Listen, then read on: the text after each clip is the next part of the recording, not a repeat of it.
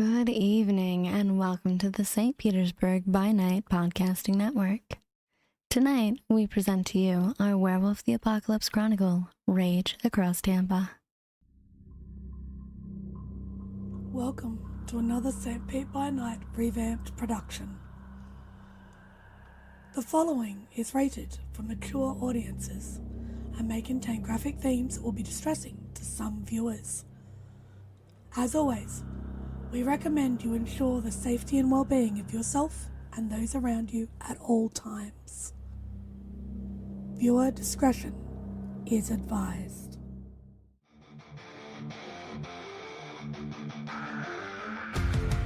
In the heart of night, we rise from shadows, howling at the moon, igniting our battles, cleansing Gaia of an endless fight, until our final days we will fight. Thanks, man, we stand united as one.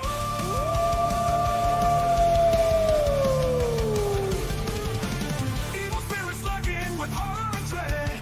Little light leads us where the brave dare tread. Glory and honor, wisdom in our hand. Together we rise, take our final stand.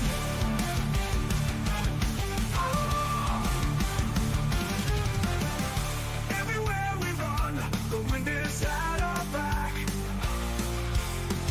All the warring forces we will track.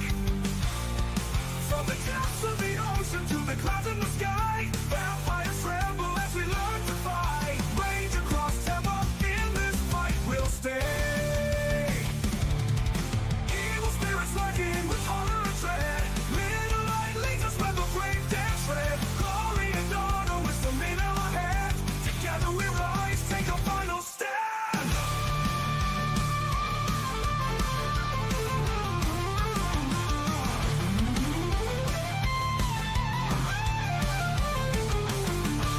Rage across Tampa, in this fight we'll stay. Everywhere with the pack, let the night be our guide.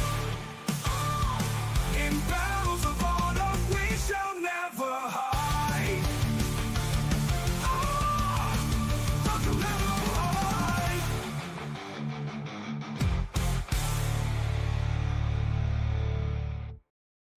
Good evening and welcome back to the St. Pete by Night Entertainment Network, where we play St. Petersburg by Night, a massive multiplayer 5th edition World of Darkness Chronicle set in the city of St. Petersburg, Florida. My name is Kent, also known as Misha Kent on all social media, which still exists.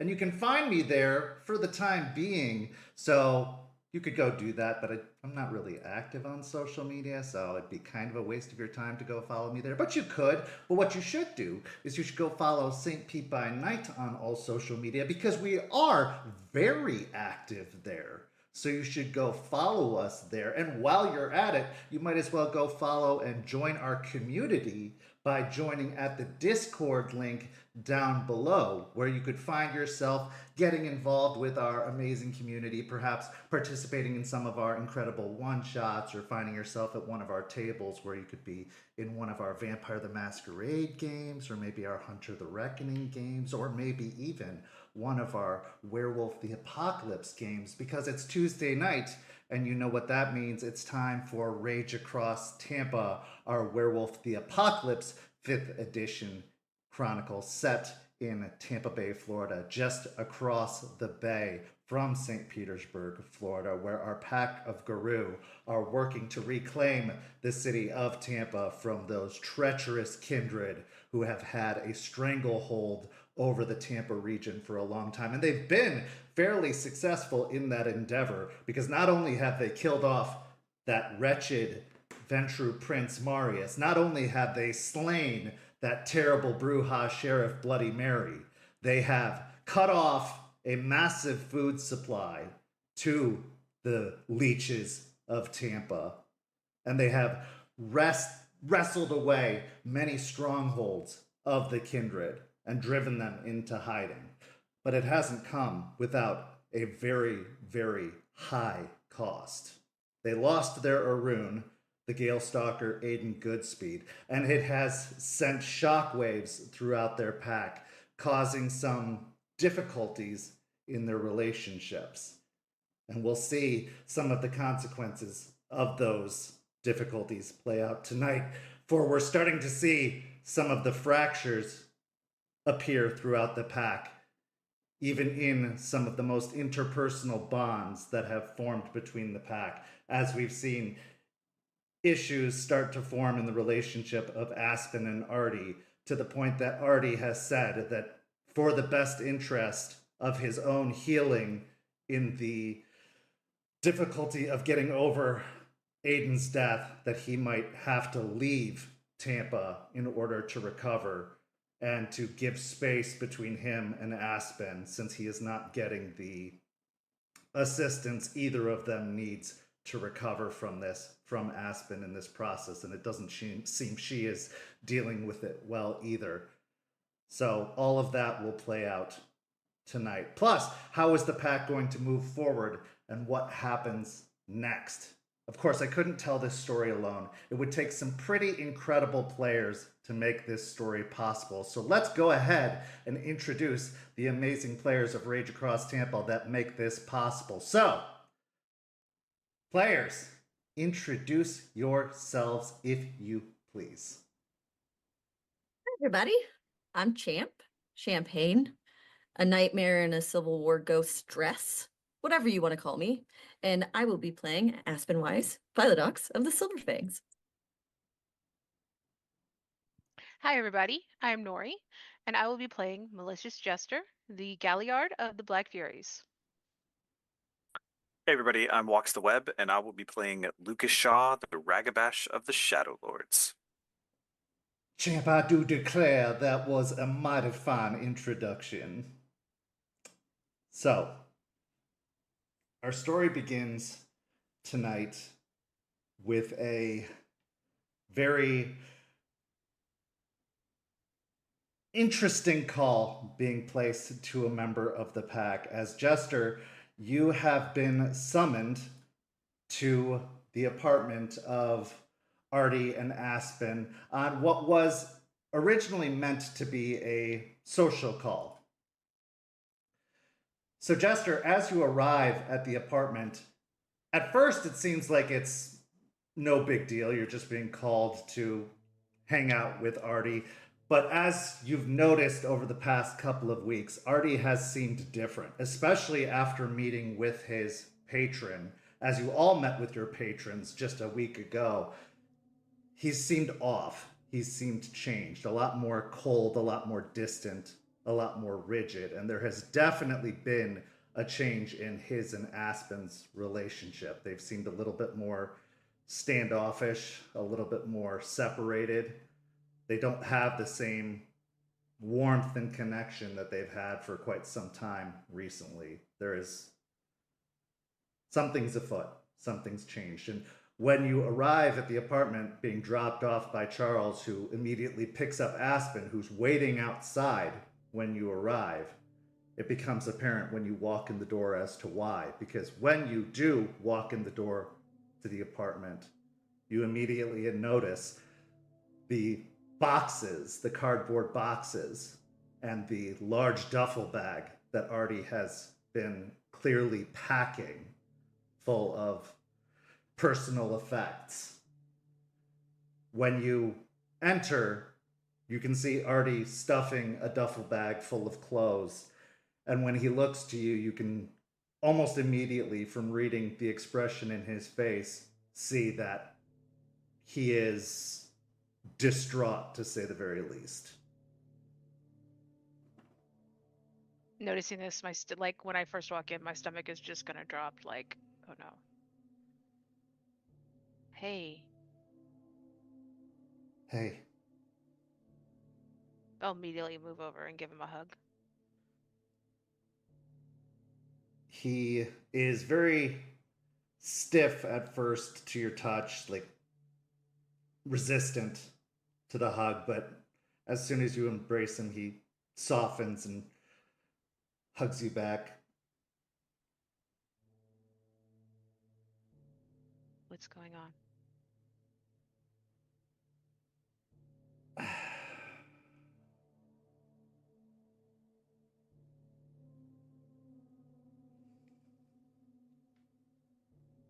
Come sit down. I don't like this. I'll follow him to sit down.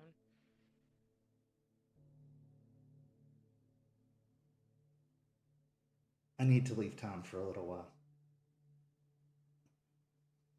Things haven't been good since Aiden, since the whole Bloody Mary thing, and I haven't handled it well. Any of it. And I don't think it surprises you at all that Aspen isn't handling it either. I mean, it doesn't take a genius to recognize that she's clearly avoiding the whole thing. But I can't get through to her. Nothing I've tried has helped. And she's not listening. She's not willing to open up. She's cut me out entirely. And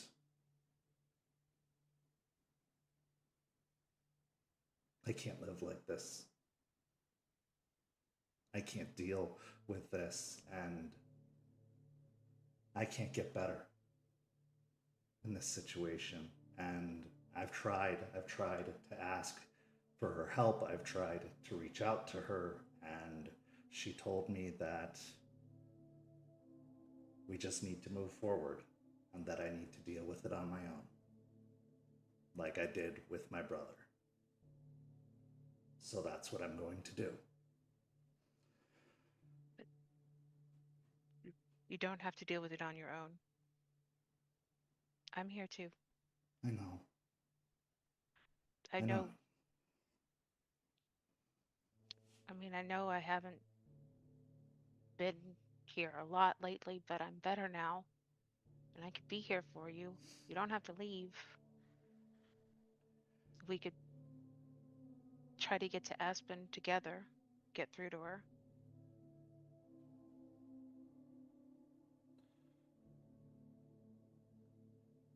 It's not just about me getting better. There's a lot of damage out there that's been done by us. I can do a lot of good for what we're trying to do here. I can do a lot of damage control out there.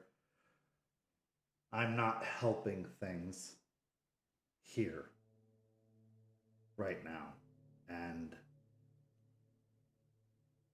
the best thing you can do is be here focusing on them. She's right. I can take care of myself. But you're not supposed to have to anymore. I didn't want to. I wanted her to be here for me. And she's not.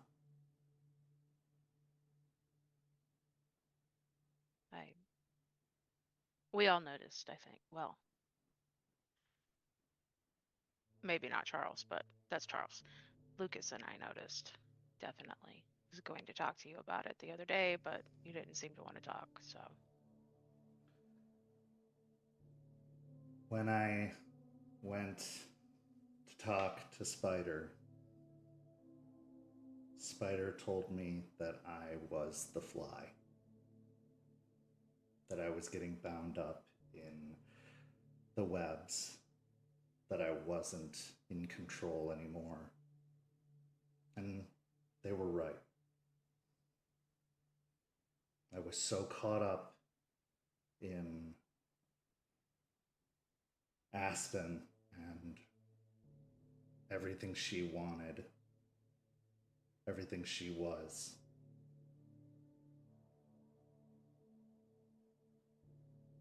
That I lost myself. I wasn't ragabashing anymore. I wasn't. And this was even before Aiden, let's be honest.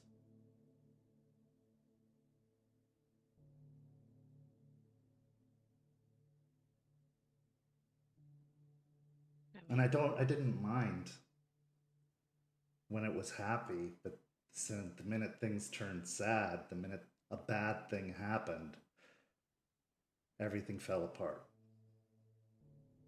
I can't help her through this. I can't be what she needs right now because I can't even take care of myself right now. That's how caught up in her I was.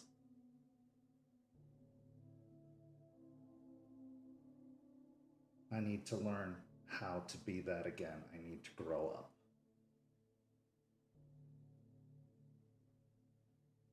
Okay.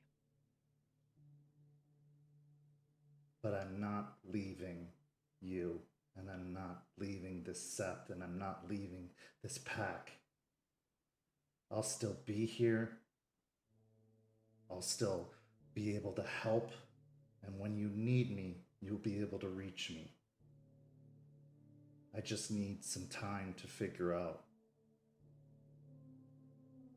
what I am without this, what I am.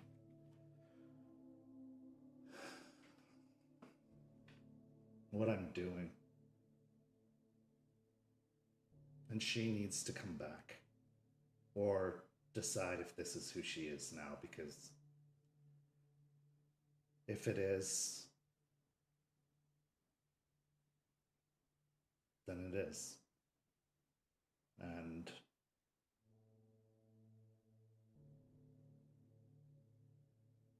then I need to learn how to support that.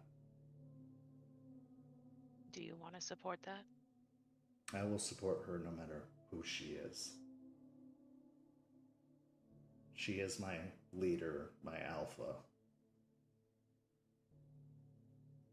But did you want to support who she is now as your girlfriend, your partner?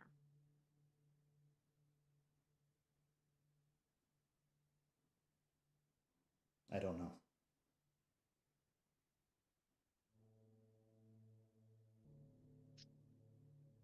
Gorgon said something like this was going on. With everyone.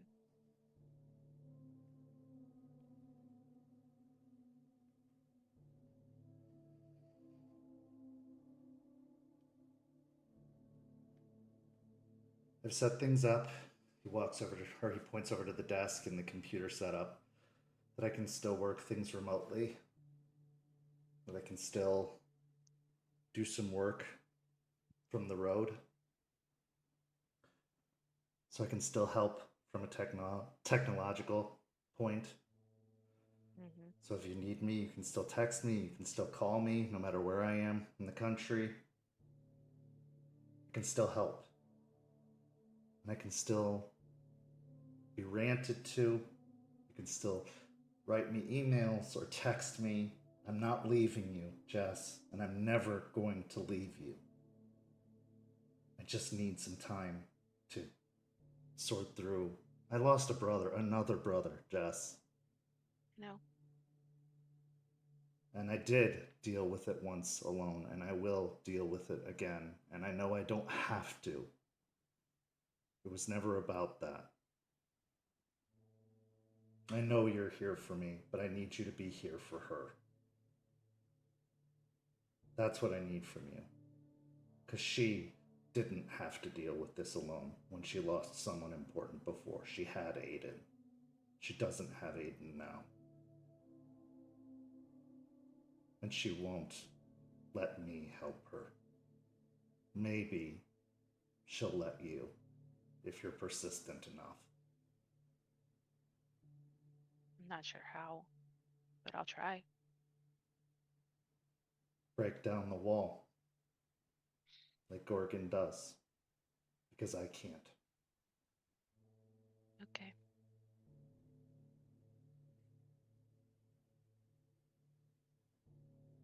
I believe in you. She let me in once. She's shutting me out now, which I never thought she'd do. And even if she never lets me in again, That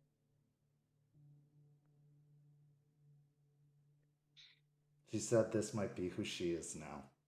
And if it is, it is.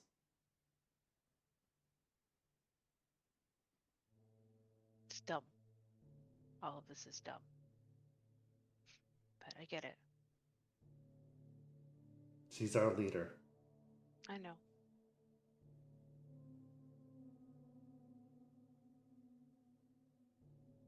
I don't want you to think that I'm abandoning you. I get it. You need to. You can't heal if you're here with her because she's not healing. Watching her like this hurts me.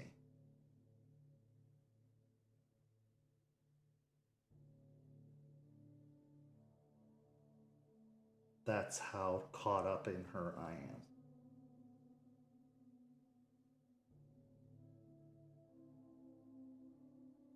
Because all I want is to pull her out of whatever mess she's tied up in, and I can't.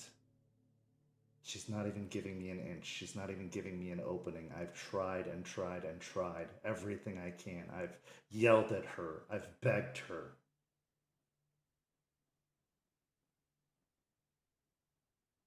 All she does is the work.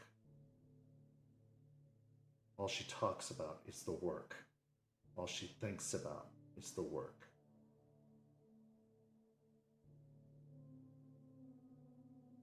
A part of me even hoped that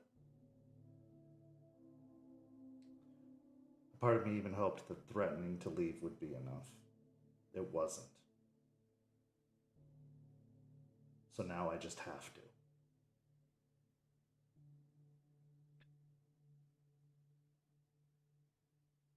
Okay. I will try to get through it for her. When are you leaving?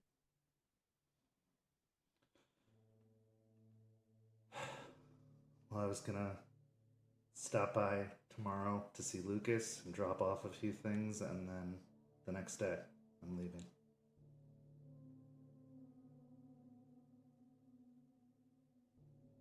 I want to say goodbye. Okay.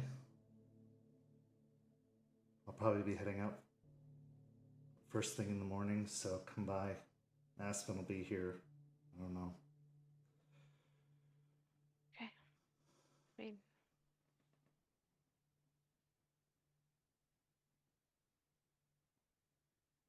I'm sorry, Jess.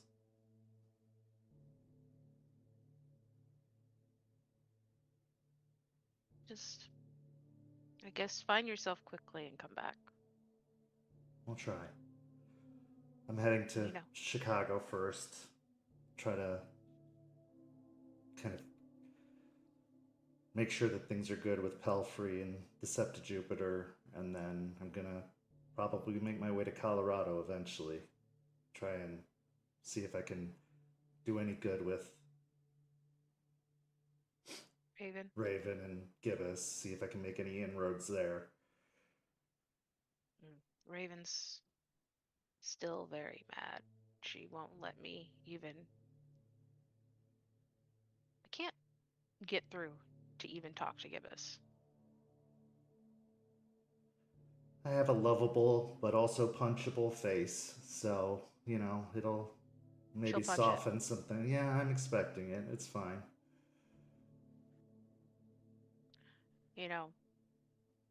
If you need to talk or rant, I'm also available by email or text or phone. I know. Everything's gonna be okay, and I will be back. I mean that. Okay. One way or another, I'm coming back. Whether she gets better or not, I will be back. I just need to get better first. Okay. He leans over and wraps his arms around you. Oh. Relax and hug him back tightly. Really thinking like what he was talking about reminds me a lot of the way Leon was acting, caught up. I don't like the parallels of it. Don't be afraid to push her. She needs it. She's not fragile.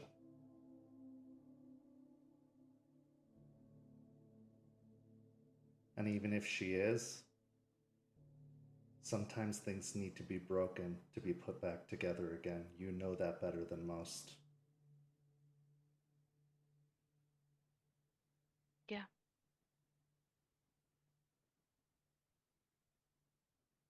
I love you, Jess. I love you too, Artie. I'll be back. I always come back. This is my home, and you are my family. I mean, at this point, you gotta eventually, anyways. That's true. All roads lead back to Tampa. One way or Pretty another. much. Pretty much now, yeah. Here, maybe you can help me pack. Sure. Gets up and leads you over to some boxes, and as he does so, he heads over to a cabinet and opens up one of the cabinets and reaches up and takes a jar down from the top shelf and says, and maybe, as he unscrews the top, we can lighten the mood a little bit. And he reaches in and rustles a little baggie out. And as he does so, we'll transition to the opposite side of this scene and to a very fancy luxury town car as it drives through the downtown area of Tampa. Aspen, you had been waiting outside of the apartment as Artie had requested the space for time to pack and spend time with Jester, and you saw it as an opportunity to do some property scouting with Charles to look for a space to set up the new firm that you and Anna Pelfrey would be opening for your new law firm.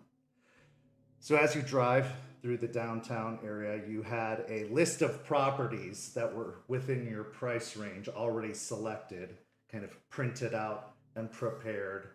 So you and Charles have already spent about an hour stopping by various locations or driving through, looking at the buildings, kind of checking out, maybe doing a tour through one of them, already marking down a few after driving by, being like, no, this isn't going to work, or this looked better on Google Earth than it did in person. And as you do so, Charles is remaining primarily silent, doing his duty as driver and chauffeur more than anything else as he drives. So a new law firm. That's very ambitious, but appropriate. The goal, I think it's about time to get out there, especially with everything we have going on. It just seems advantageous and the right thing to do. So I concur. Press the advantage. You have it. You should continue to push forward. Do not give them time to recover. absolutely, I agree. I think the more we can push and stay on the offense without having to retract and fall back into defense again, we should take advantage of it as much as we possibly can. If there's any assistance you need in property management or purchasing one of these buildings, obviously I have been maneuvering the market for quite some time as far as asset management. I'd be happy to help in purchasing properties as well. So any of our resources are available to you, of course.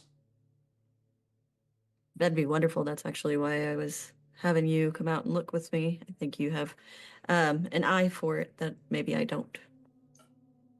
Of course.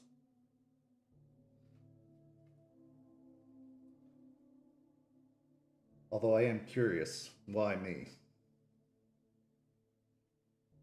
Well, as I said, you have an eye for these types of things, and I think you would be helpful when it comes to scouting out potentials. I suppose. Usually you take Arthur on these types of expeditions. though I noticed he wasn't with you. Yes, he's busy. He has come up with some ideas of what he wants to pursue. So just letting that aspiration thrive in him. So Understood.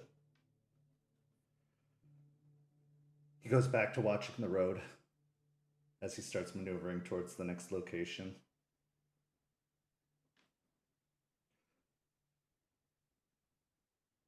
After a few moments, I also wanted to say I was quite impressed with how you handled yourself with Falcon and the spirit of Grandmother Willow. You did an admirable job. thank you. I appreciate that. You seemed rather uncomfortable.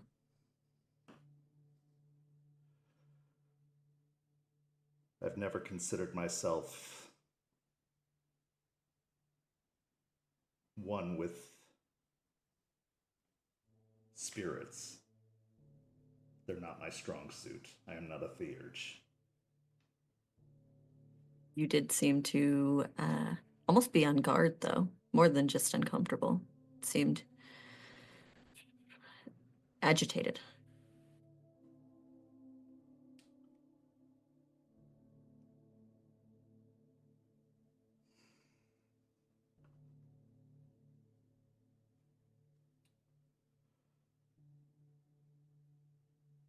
The spirits have been...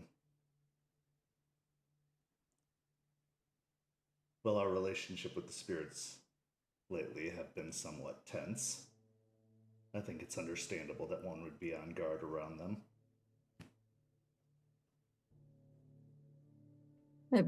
I would agree, but again, near your own patron just seemed a little strange. I assume you have some sort of relationship with them, do you not?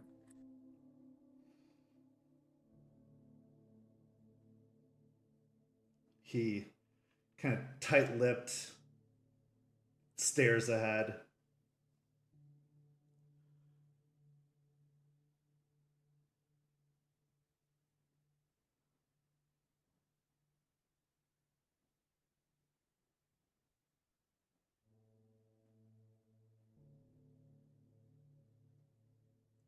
You've never been this interested in my affairs before. Why now? Seemed odd, is all. I mean, you're a pack member now. Gotta look out for my pack mates, don't I? I suppose so.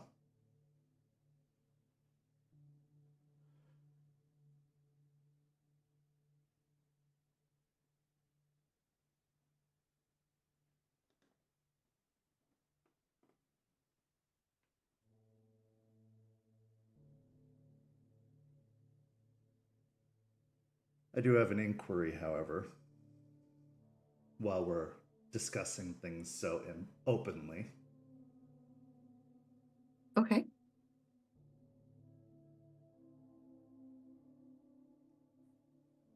Is there a reason you're avoiding addressing issues relating to the passing of Mr. Goodspeed?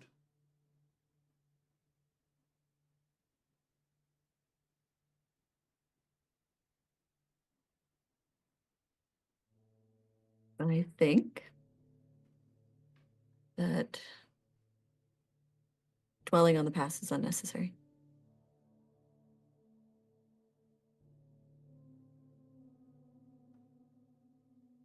I also believe that we should move forward in our endeavors, and if we all stay stagnant, stuck in a point that isn't helpful, then we could lose the advantage that we have. That's what I think. The best way to honor the past is to better the future. Exactly. Agreed. As far as the rest of it, not keen on discussing that. That has never been our relationship. Fair point. Fair point. I'll leave you alone about your interesting situations with spirits, and it'll be mutual. We have an accord. Good. And on that note, I'm just going to say this, and then we can keep it as professional as possible. I want to say that I really appreciated what you did at the trial, what you did being a part of this pack, and what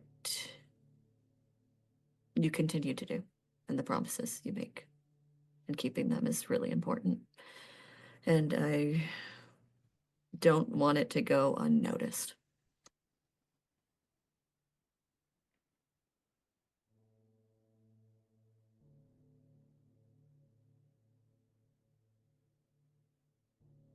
Your methods,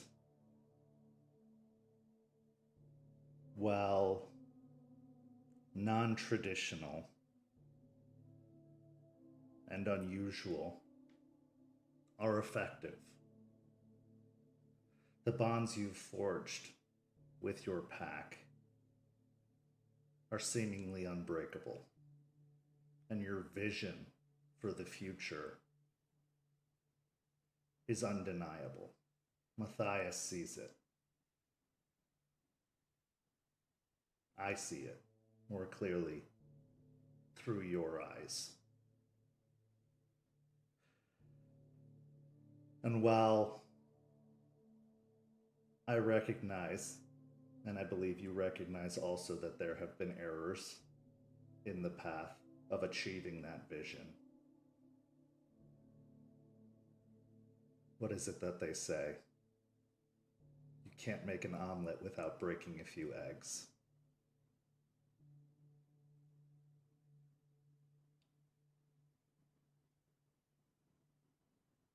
I want to be a part of the world that you see.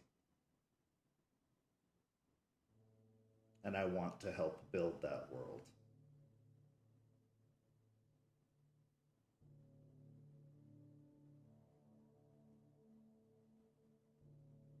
And if I stood aside and saw that world destroyed before it had an opportunity to be built,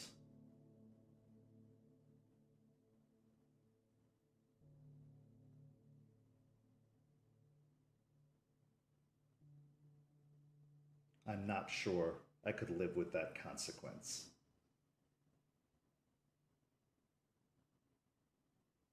The world that we live in now isn't working. I think we can all acknowledge that, even if we're not willing to do so openly.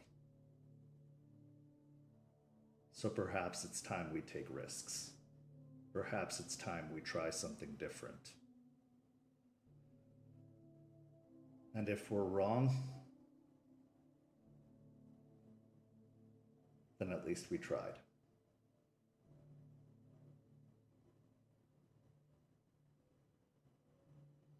I agree. I think there's something to be said about your ideologies as well. If you're not looking the path in front of you, the long path in front of you, then you're missing a lot.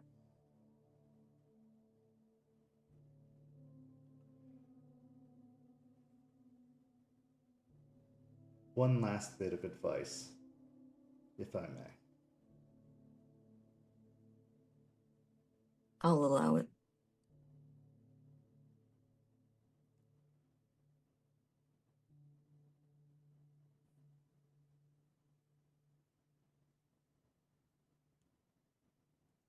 To honor the past in bettering the future, you still have to keep it in the present. You can't dismiss it.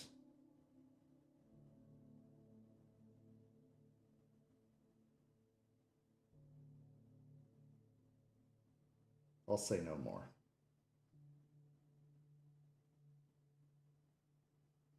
And I won't tell anybody that you said nice things about me.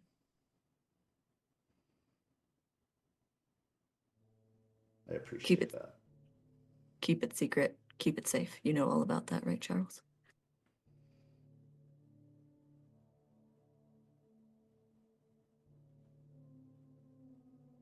We shall not pass this conversation any further. Good. Good. With that, he goes back to staring ahead. But as he does so, you can see that the corner of his lip has curled upward just a little bit. And his eyes continue to stare ahead as he drives on to the next location. He doesn't bring up the conversation again throughout the remainder of the drive. And in fact, he does take you to several other locations, but he takes you to an additional location not on the list. And that location is a small office building that isn't owned by any of the property management firms that you had been looking through, but in fact was owned by Morning Kill Industries and was actually being developed. And as you look through, you can tell that this particular building probably was being built for the specific purposes of being a law firm long before you even had the idea of opening a law firm. And with that in mind, you're pretty sure this is the building you're going to go with. But of course, it would require a conversation with Anna Pelfrey. We now move on to the next day and a conversation between Lucas and Artie. Lucas, Artie had called you the previous day saying that he had some things to drop off to you and wanted to meet. Where would you have told him to meet with you? Probably the parking lot to the park that's right next to Lettuce Lake. Okay. I know he's uncomfortable going all the way in. Besides, if he's gonna drop some stuff off, I don't want it just laying out in the cairn. Okay. So heading out towards the parking lot by Lettuce Lake, as you arrive, you can see the Jeep Regina already waiting for you a little bit before the pre-assigned time that you're supposed to meet. And you can see Artie by the back trunk already has the trunk popped open and has a few boxes.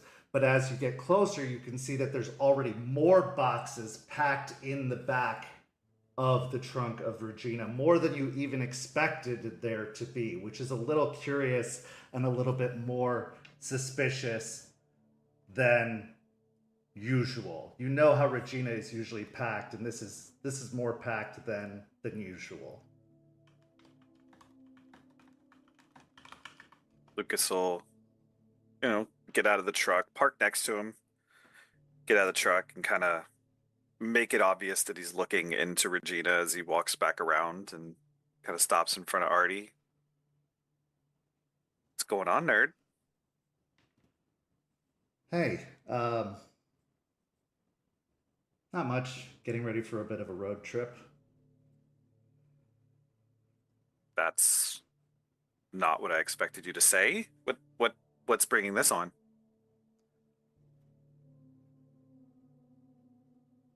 I guess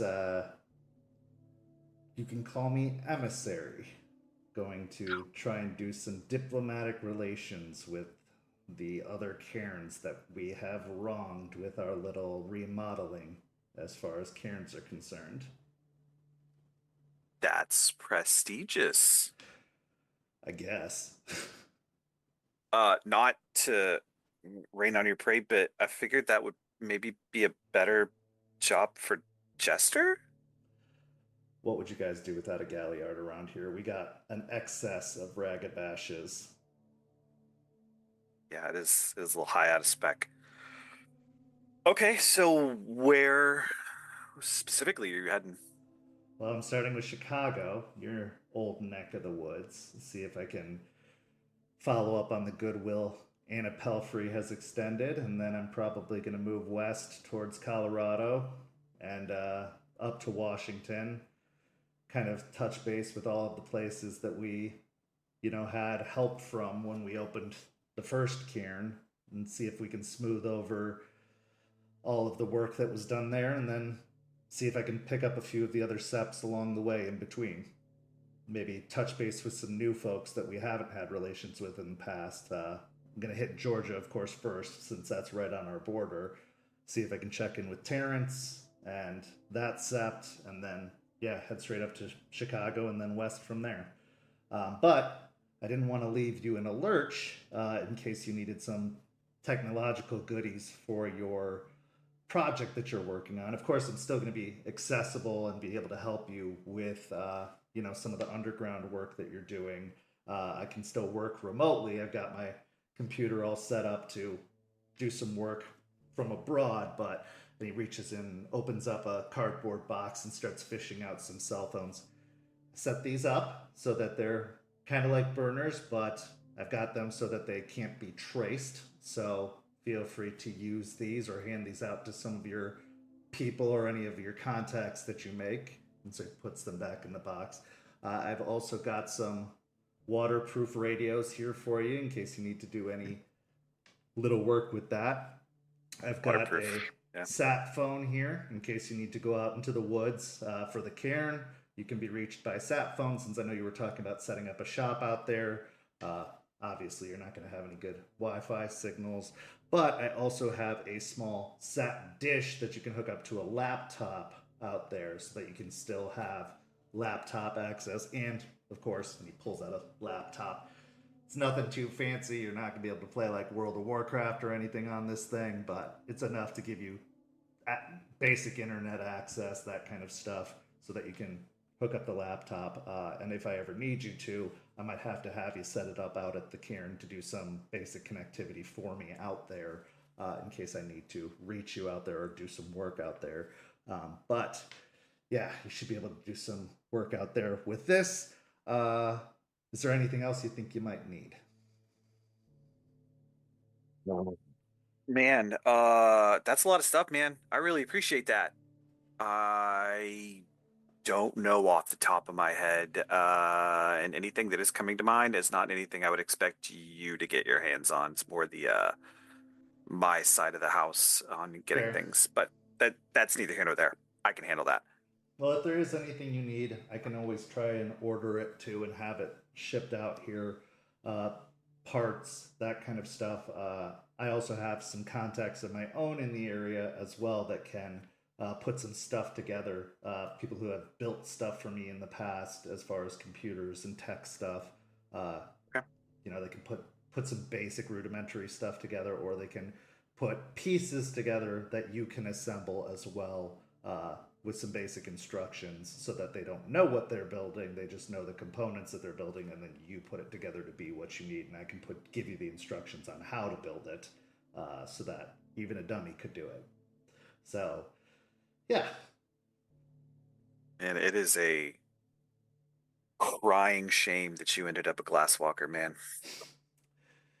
Yeah, it's kind of always worked out that way. I've been a city boy my whole life, and this is going to be unusual, getting on the road and traversing America, but it's, I guess, something everybody should do at least once in their life.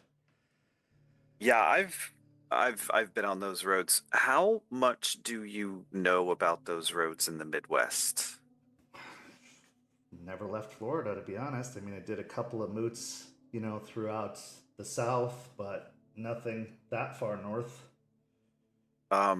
The closer you get to the Chicago area and Milwaukee, Gary, that area, that place is not what you think it's going to be. They call them the Goblin Roads. and weird shit happens there.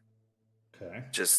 I don't know what it is about that place. It's just that area in between the cities that the leeches run. It's everything gets pushed out of those cities and ends up in between. And those cities are so close to each other, it gets pretty dense around that area. So just be careful out there. You want to take a couple of the guys from the club with you? I'm trying to travel as low attention as possible. Just keep my head down and go as undiscovered as much as possible. So I don't want to draw any attention. And I know that gang has a rather mixed reputation across the country.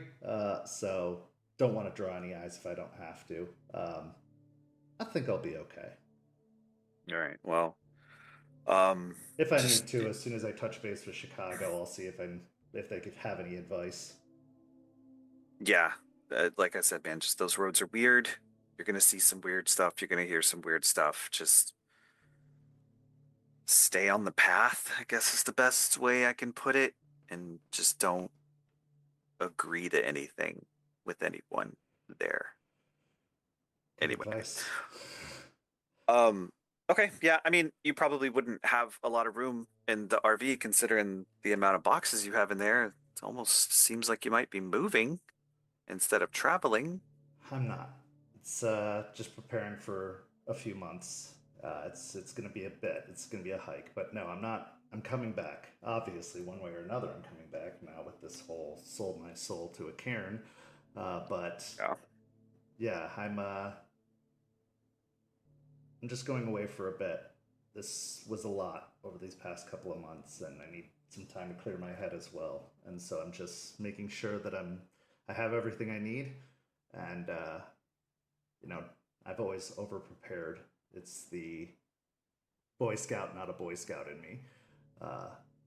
Speaking of Boy Scouts, speaking of over prepared, and Lucas will go over to his truck and dig around in the back, and he'll take out his old tomahawk, and he'll pull out the sheath for it, slide it into the sheath, button it up, and hand it out to him.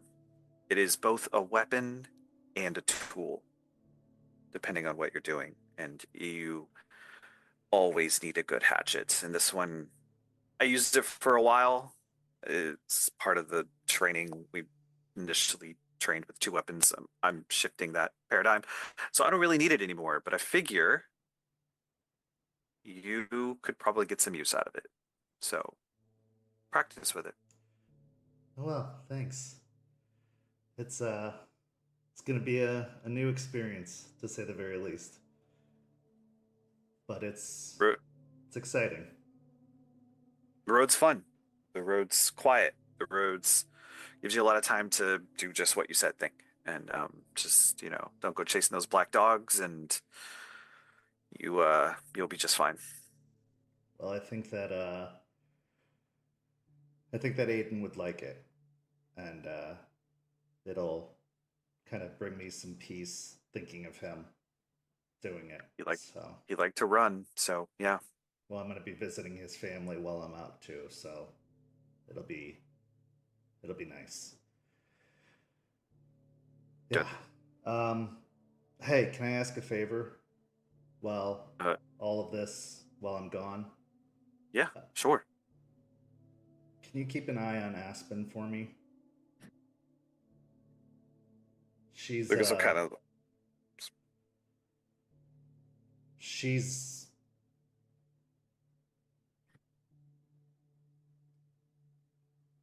Give her a hard time when she needs it, but cut her some slack when she needs it too.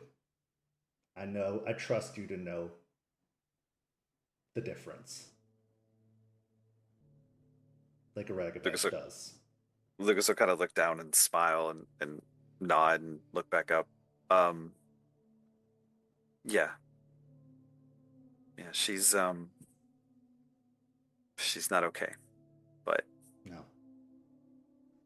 She's got some unresolved things aside from everything else that's going on that I'm gonna make her deal with. But it's a good dealing with thing. It's a right thing.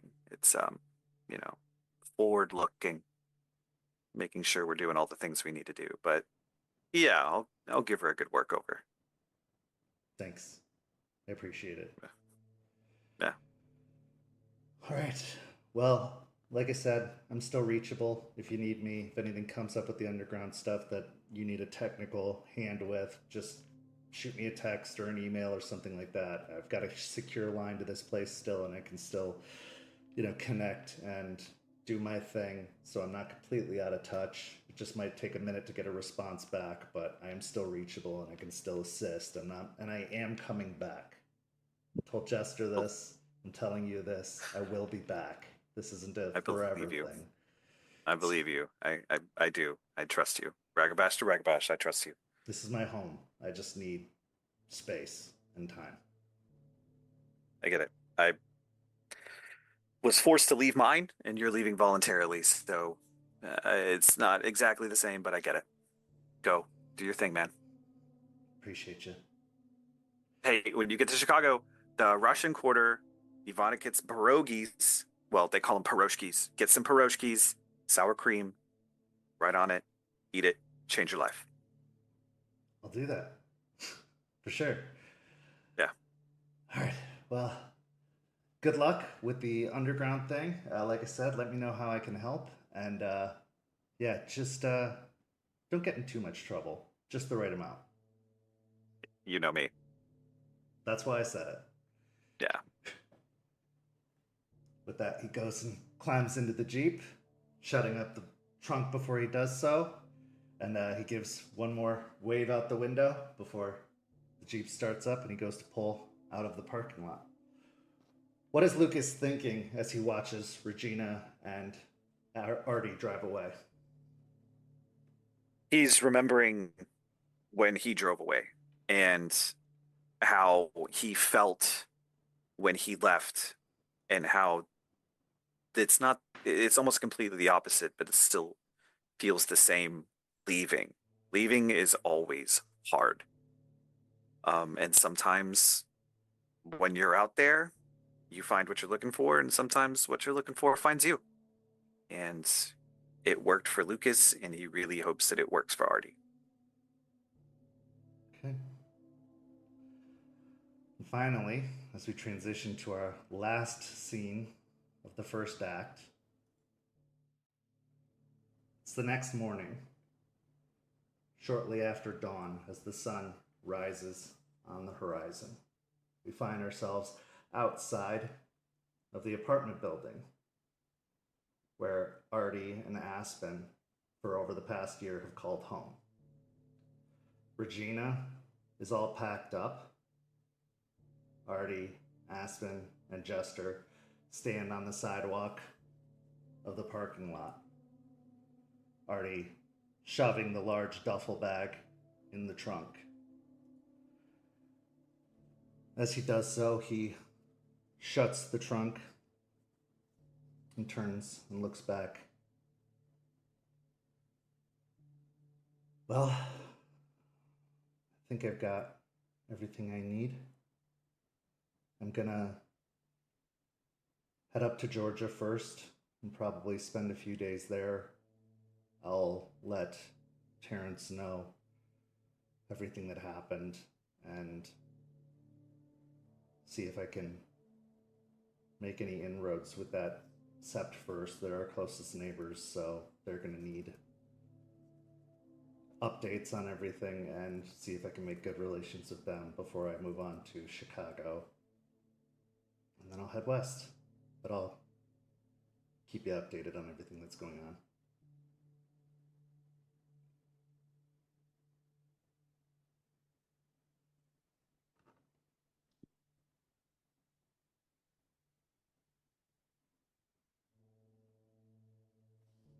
Look between Artie and Aspen.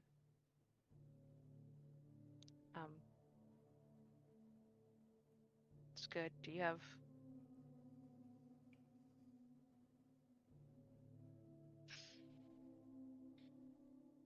give us a call when you get there. Oh well, I should be there by early afternoon. It's only about 6 hours till I get to the Sept, give or take. Depending on how long it takes to get me in. But I've visited there before. They know me, so it shouldn't be too big of a deal as long as they don't have any issues. He looks towards Aspen.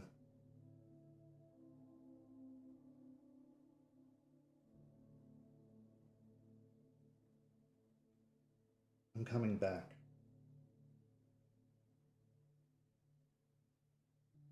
I just need time. Are you sure? Positive.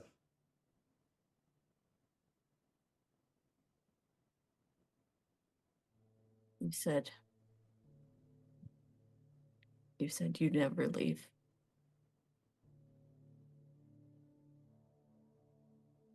I didn't think I'd ever have to.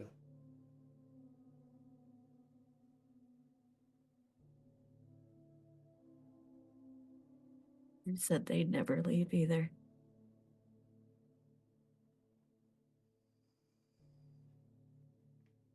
I guess that's always just been a lie.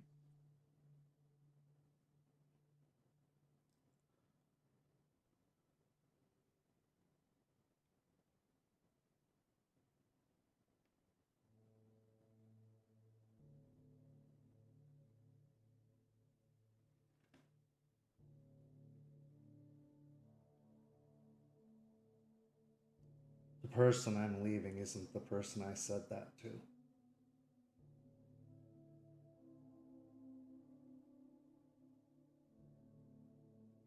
But the person I'm coming back to hopefully is.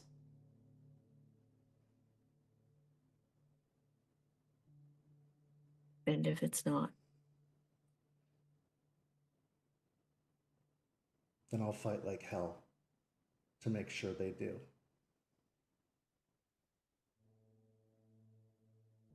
I just need to make sure I'm able to fight, and right now I'm not.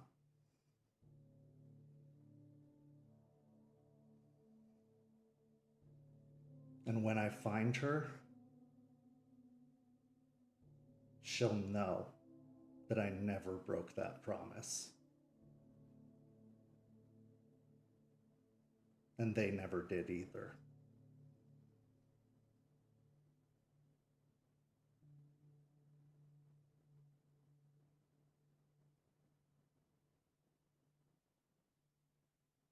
Whatever safe. form you're in, Aspen, this or that,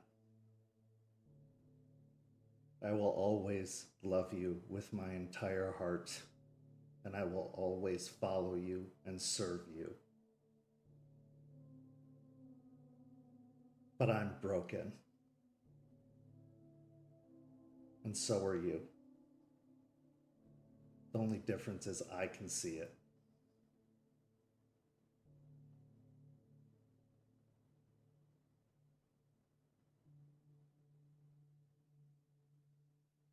I'll call you when I get there. be safe. I will. She'll walk over to Regina and she'll just kind of like pat it on the hood. I know I don't have to tell you this because you've been doing it far longer than I've known either of you, but take care of him, please.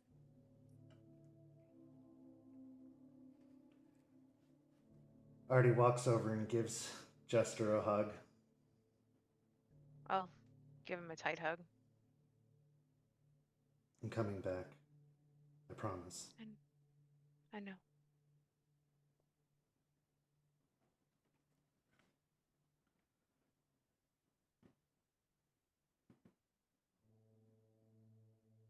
He stops in front of Aspen one more time. Puts his hands on either side of, or on her shoulders. This isn't goodbye. Feels like it. It's not.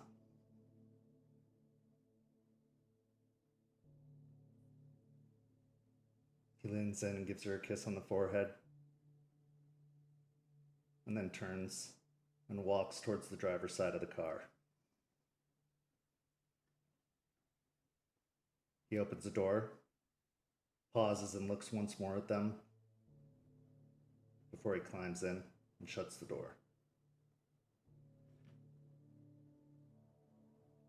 He turns the keys. You hear Regina sputter, resisting starting. But then after some insistence, start. And after a moment, the Jeep pulls forward and rolls out of the parking lot, leaving the two of you standing in the parking lot.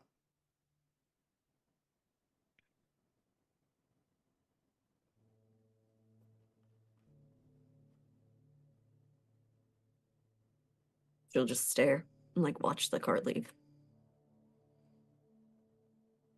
Watch the car leave, then glance at her.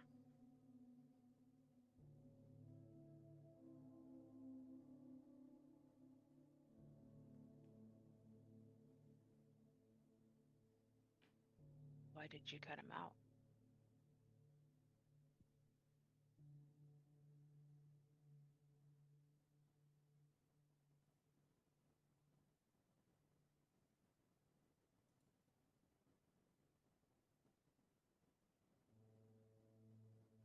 He's hurting. And this is what he needed, I guess.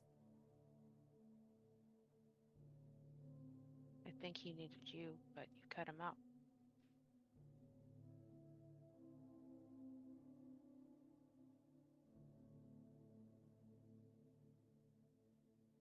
I don't think he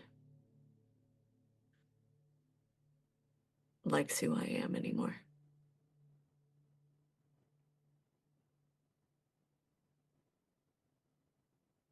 And you're okay with who you are now?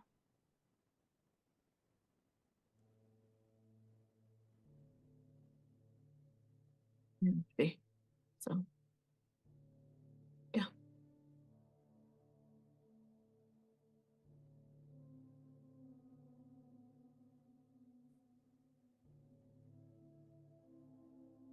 I'll look over at her again.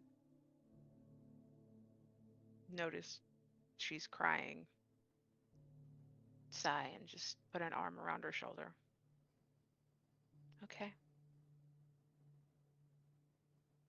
She'll grab her hand and squeeze, just like lightly. I'm okay. We'll get through this. We'll figure out a way. Tell me what you need me to do.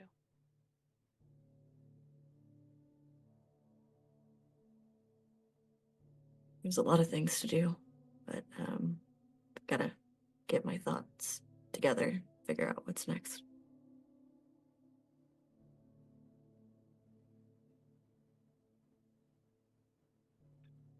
And with that, we go to break.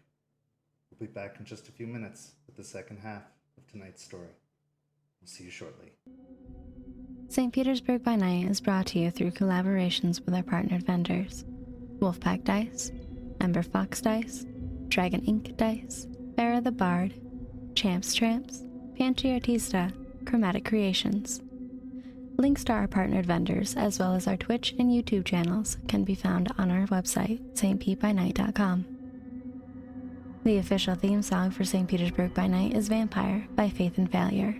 You can find them at faithandfailure.com. You can follow St. Pete by Night on all socials with the hashtag St. Pete by Night. If you wish to support our program, you can do so at ko-fi.com/St. Pete by Night to help keep the stories rolling. Welcome back.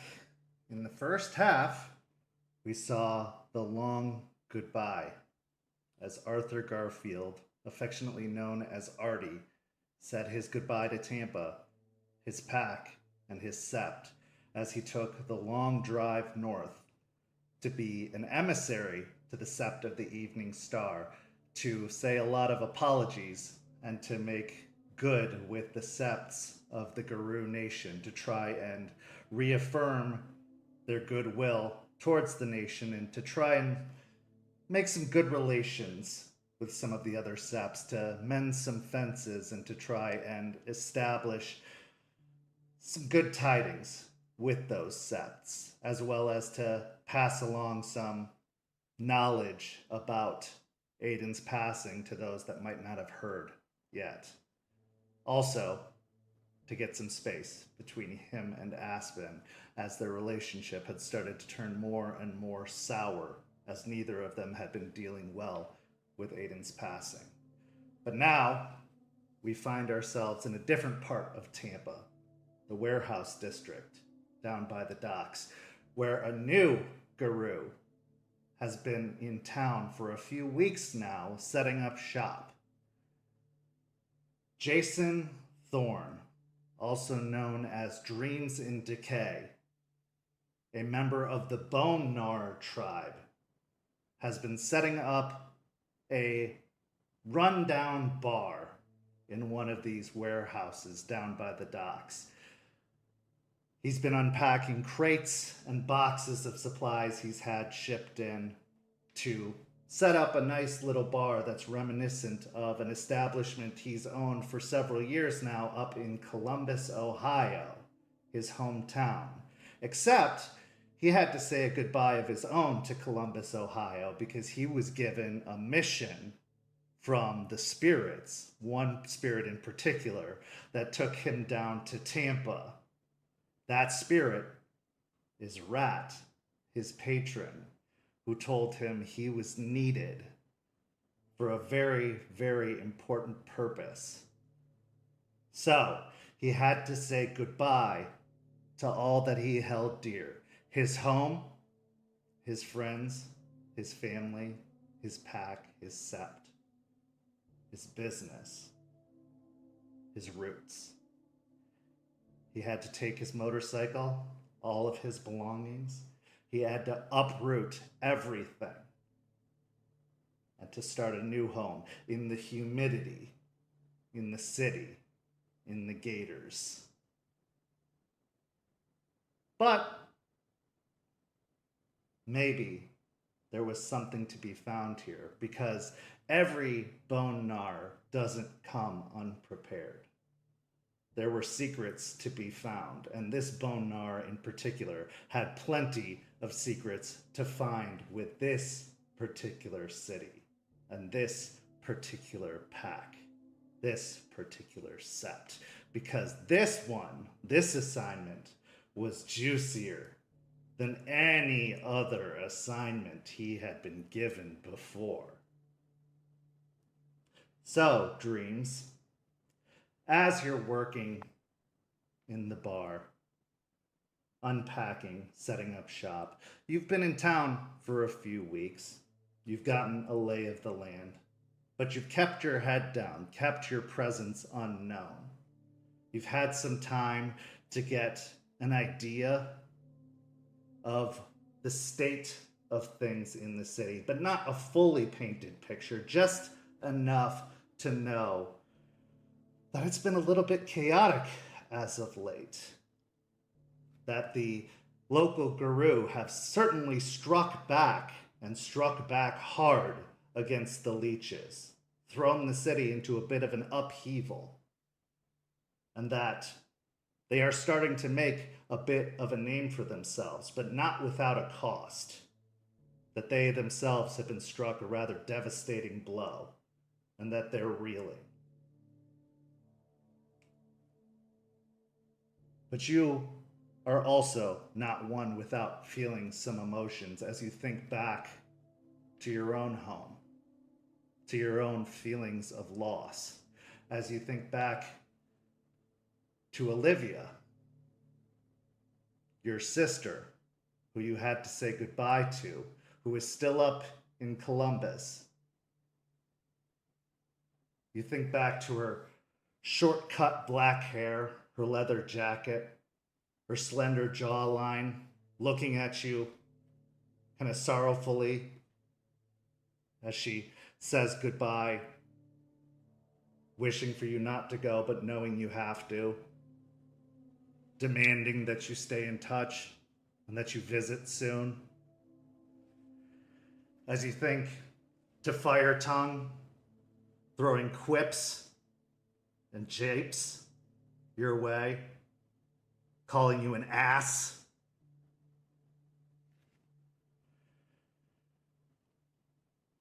As you think to Cat, also known as Spirit Keeper, your mentor, who really gave you this assignment, telling you that this was necessary, but that you were up to the task, that they needed a guide.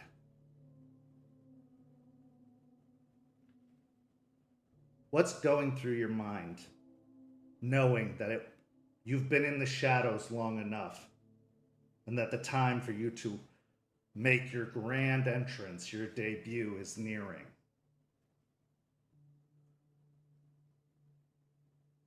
Dreams has become comfortable overall in the shadows. At first, he's a little reluctant coming here in the first place.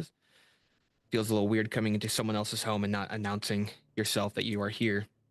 But he's found solace in just going back to what he's comfortable in, is building a bar, something that he knows that he can do. Thinking back to all of his former pack members, still his pack to him, it's hard being here alone. He was alone for a long time, and when he finally got to the Gru side of things and finally found a family, got comfortable, he then has to leave that. So the feeling he's having right now is a bit of a mixture of he's happy with what he had, but he wants it back.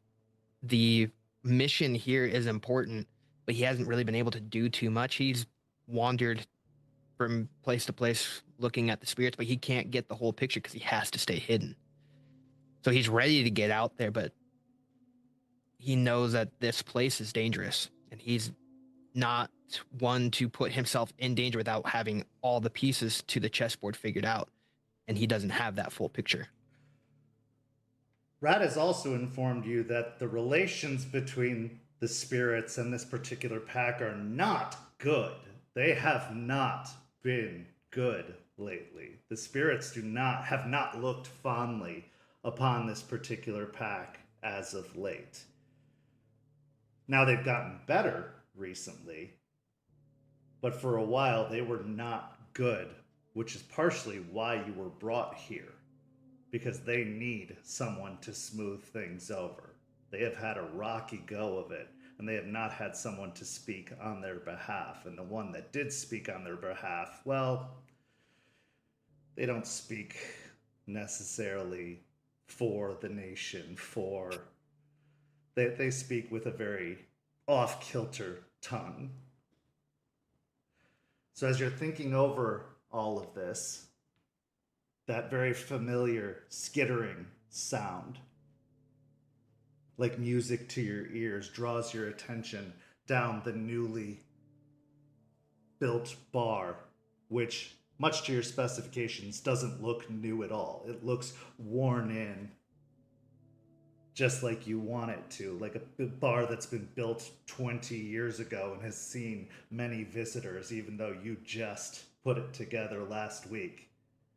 And as your eyes drift down the bar, you see the large black rat perched partway down the bar, its eyes glowing with an ethereal haze.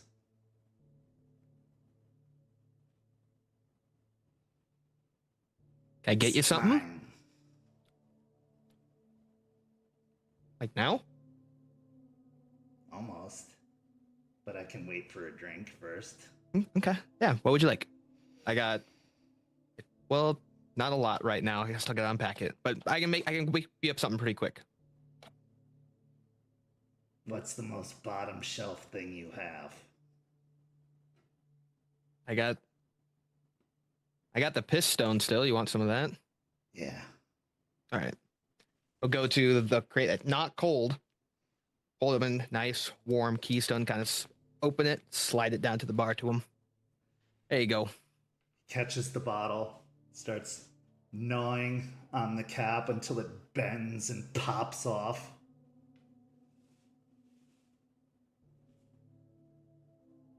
you nervous? You know I am.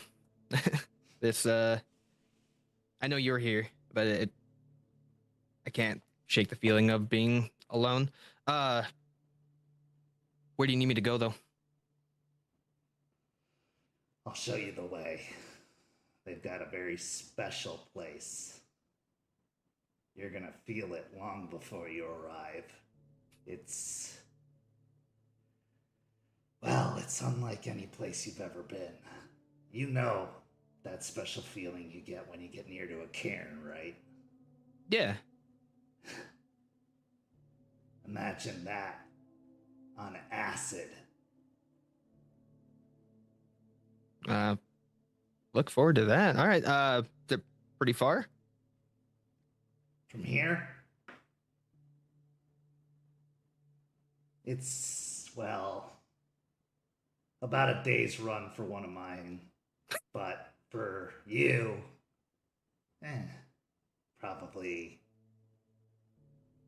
an hour away by one of your cars. Okay. Not too bad. Have you checked in on them back home?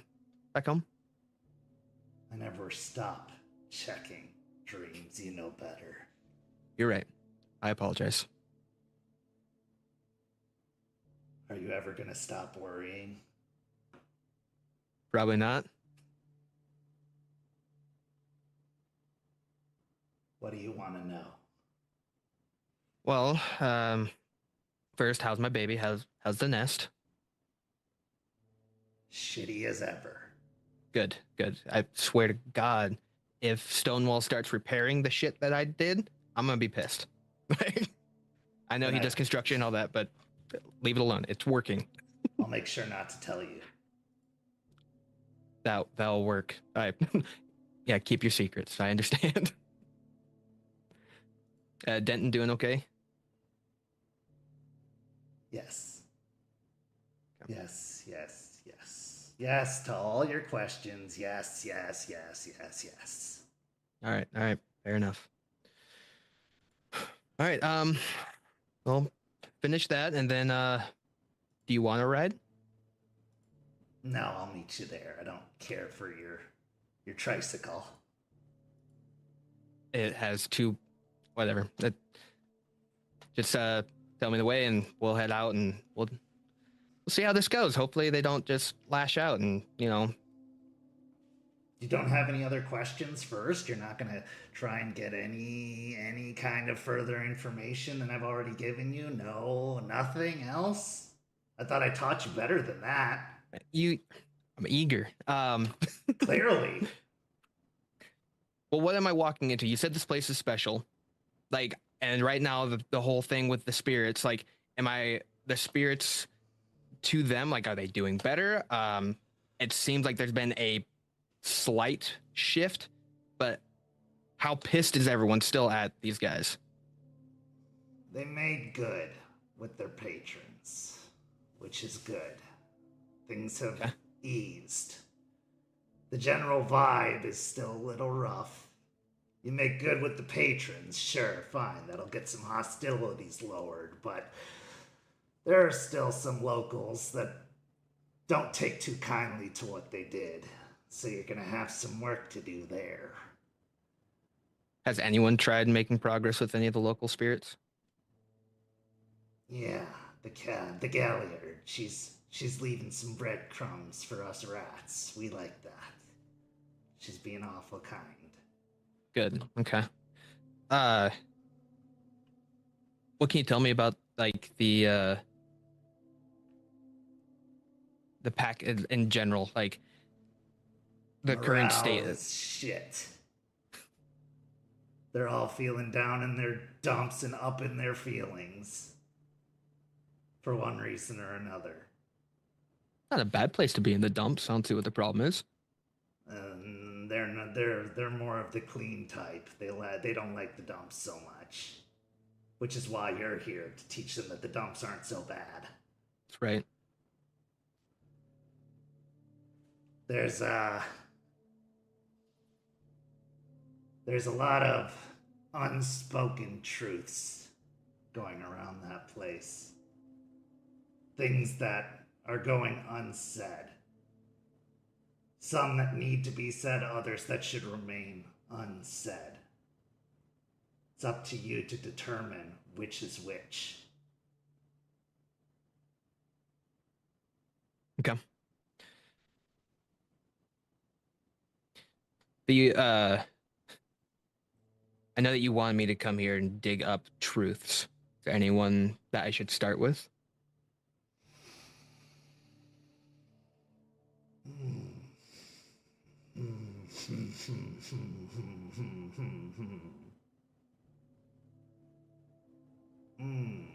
It's like, it's just ripe for the picking. There's so many possibilities. I can tell you which one not to start with. Okay.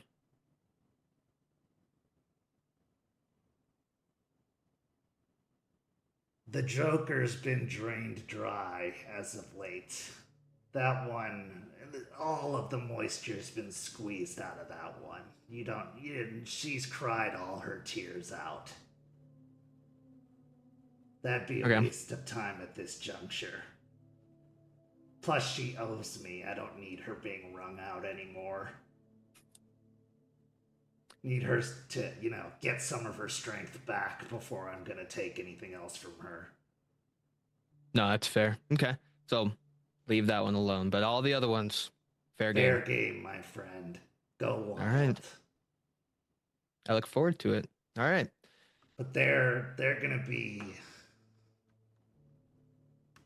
be awful touchy. They're gonna be bristly. So step lightly on your first few days. Ease my way in. Yeah, don't go making enemies right away. They're gonna be bitey. And you know us rats, we have a tendency to make a bad first impression. Yeah, well, when we get the smell, it's hard not to follow it. Yeah. But you have something they need, whether they believe it or not, whether they know it or not. So, make sure they know it. They don't sound like they're a bunch of idiots. I'm sure that they're at least aware of the situation from what it sounds like. Be surprised. That bad, huh? Yeah. They did blow up a Caern. Yeah, so that's a topic for conversation. That's probably not my first day, but not your first day. No, save that one. They've heard enough about that recently. I think that they're probably getting sick of hearing about it. Okay. Do they have any additional pull anywhere? Like, I know this place was abandoned, but is there anyone outside looking in, or is this just kind of like no man's land? They got a connection. This Silver Fang high up on the food chain that's invested. Royal line likes to call himself a duke, I guess. Or could be considered such. He's trying to build a new kingdom, I guess.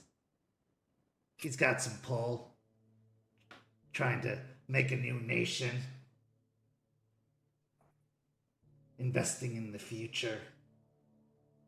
Trying to round up more to their cause. So you might see him coming around from time to time, but last I saw he was up north trying to rally the troops for some reinforcements down here. More suits. Cool. We'll see what he can get. It's kind of the bottom of the barrel up there. Just where I like him. Well, yeah, I was gonna say, like, you picked me, so there's lower than you, believe me. I don't know if I should be insulted by that or not. Oh no! You're gonna love him. Okay. All right. Well, it's not like Silverfangs haven't reached out to us in the past to do the dirty work for them. We don't get any of the recognition, but that's fine. Of course not. We don't need the recognition. Nope.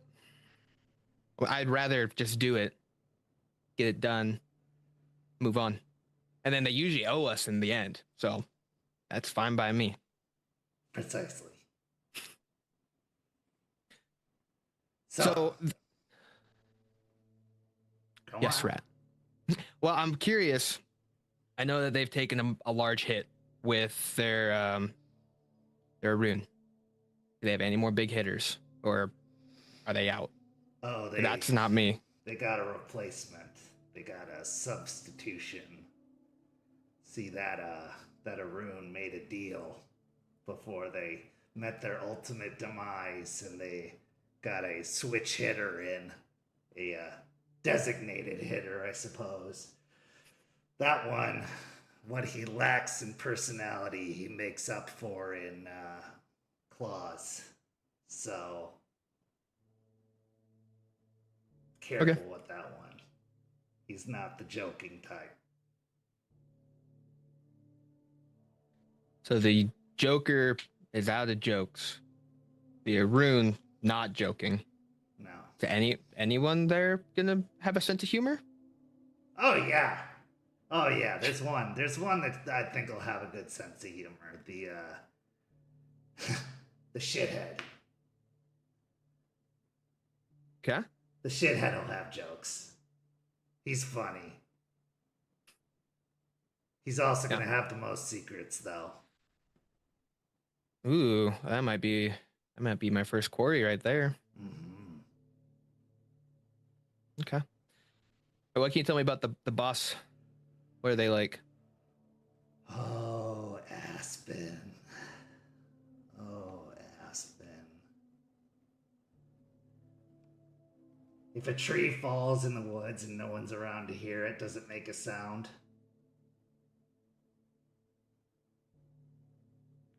The philosophical anomaly, really. I'd say yes. Of course it does, but she has stuffed her ears full of cotton and wax and fingers.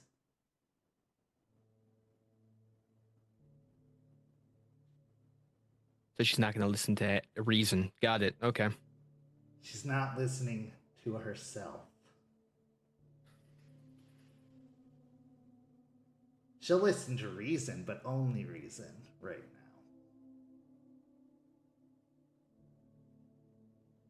You get my drift? Yeah. All right. I think I got the overall picture of what's going on. No nonsense leader currently. Got a shithead full of secrets. A joker that can't joke. A guy that can fight but won't do a whole lot, and then someone who talks spirits but doesn't speak for the nation. Did I miss someone? No, I think you got the full picture. Okay. All right. Ready? Anything? Yeah. You know what? Let's do it. Lead the way. I'll follow. Wonderful. Let me close up. And as you turn around to start closing things up, you look back and there's no rat on the bar. Every time. Begin packing everything up, taking a steadying breath to ready yourself. And as your mind drifts back, thinking to all of those goodbyes, you prepare yourself for the hellos you're about to make. As we transition to our next scene. We find ourselves at the Caern, where the pack has gathered together to meet once more, to gather and discuss what happened with the meetings with the patrons, to talk about what happened with Artie's departure, as well as to catch up and to plan moving ahead with the attack on the hive of leeches, or at least the planned assault on the hive of leeches, and any other pack business. So, the scene is yours.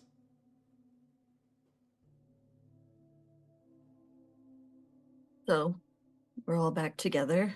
We have a couple of things that we should probably talk about. As far as speaking with our patrons, we haven't had an in-depth discussion of that. Moving forward with the potential safe house, whatever it may be, of the leeches that was brought up last time, and Artie's departure to emissary.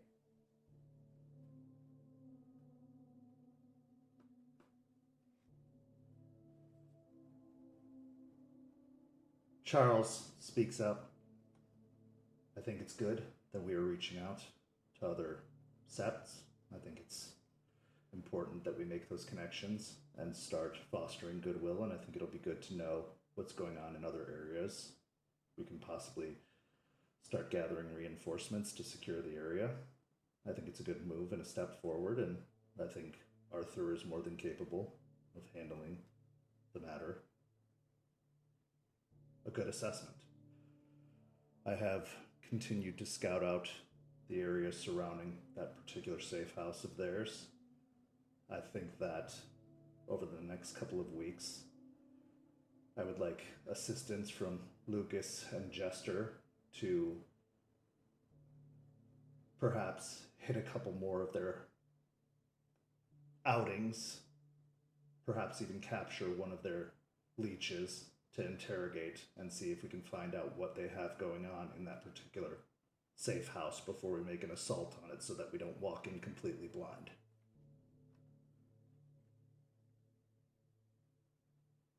Yeah. Give me an address. Let me know. Have you been able to figure out how many are there?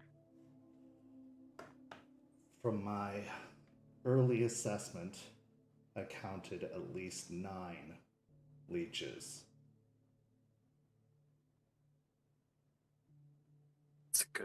That's a good sizable number. All in one place. That's odd.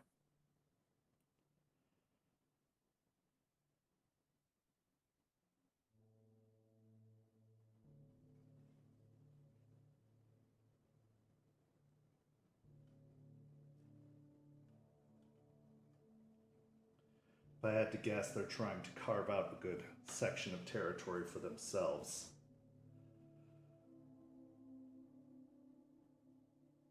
Right. We have them on their heels. I'm sure they're regrouping and trying to find places where they can get a foothold again, which is why we need to keep an eye out, make sure that those footholds are not going to stick.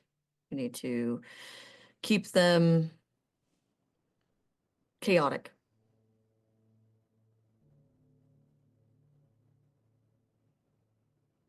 Scattered. I think chaos is something that we excel at, as we have shown. So yes, maybe not go after them immediately until we have, like Charles said, more intelligence. Be easy to burn the entire place down, but if they're up to something, I'd like to know what it is. With the lack of sustenance, with the food supplies cut off, they could be possibly trying to establish a food supply in that location, and if they're doing so, they could have innocents trapped within, and burning the place down might be disadvantageous.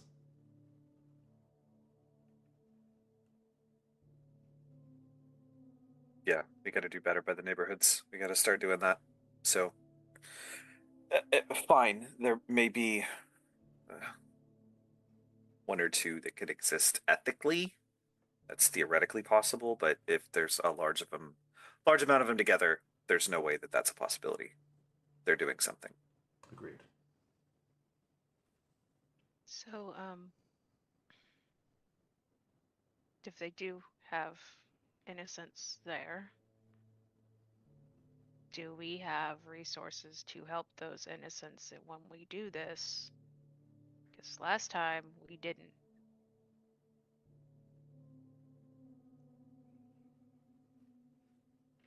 I believe we could possibly have an opportunity to take them to where you and I went, Jester.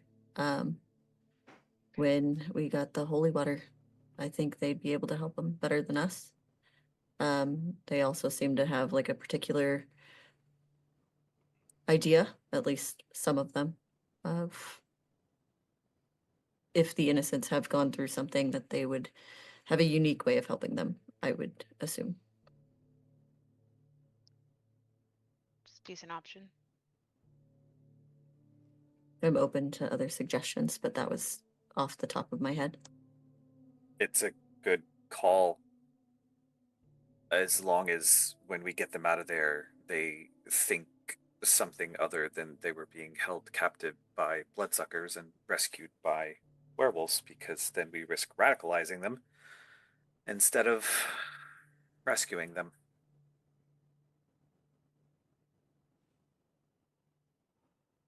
I agree.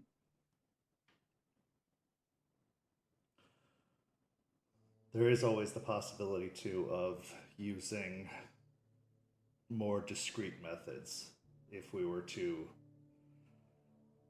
assume, and this is a really rough assumption, that because of the chaos that was caused by the dissolution of power with Bloody Mary's fall, the authorities may no longer be as under the control of the leeches as they were before. We could use mortal authorities to break up whatever control they have of that location, perhaps call in a police raid on that building and see how the response is. And if there is no response, for example, the police raid, and then they are turned away easily, then we know that there is some sort of coercion happening still. It could be a good opportunity to test the control they have over those forces still.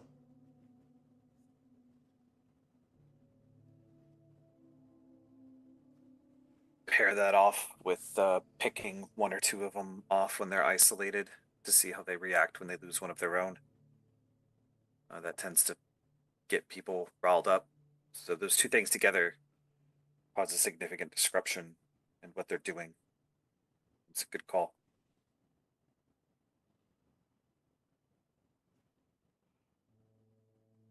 I say it's just learning what you can, so we have a better idea of how to rectify the whole situation as a whole. So I do like the idea that Charles has of calling in, being around, watching what happens. That way we have some information.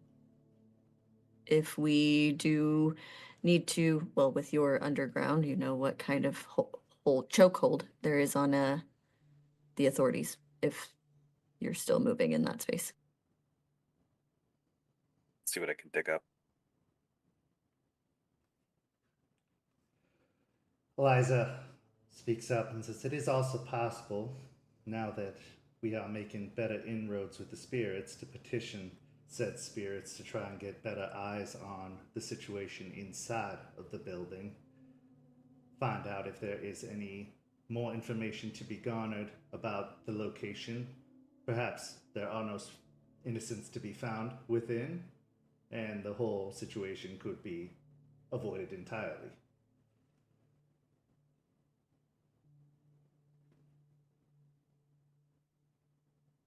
Yeah, we could do that too. Maybe.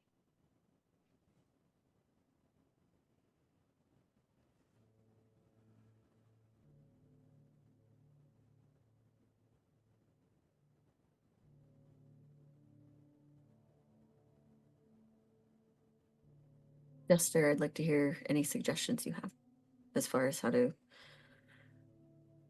get this done as efficiently and quickly as possible. I mean, I do like the idea of testing out to see if they still have connections.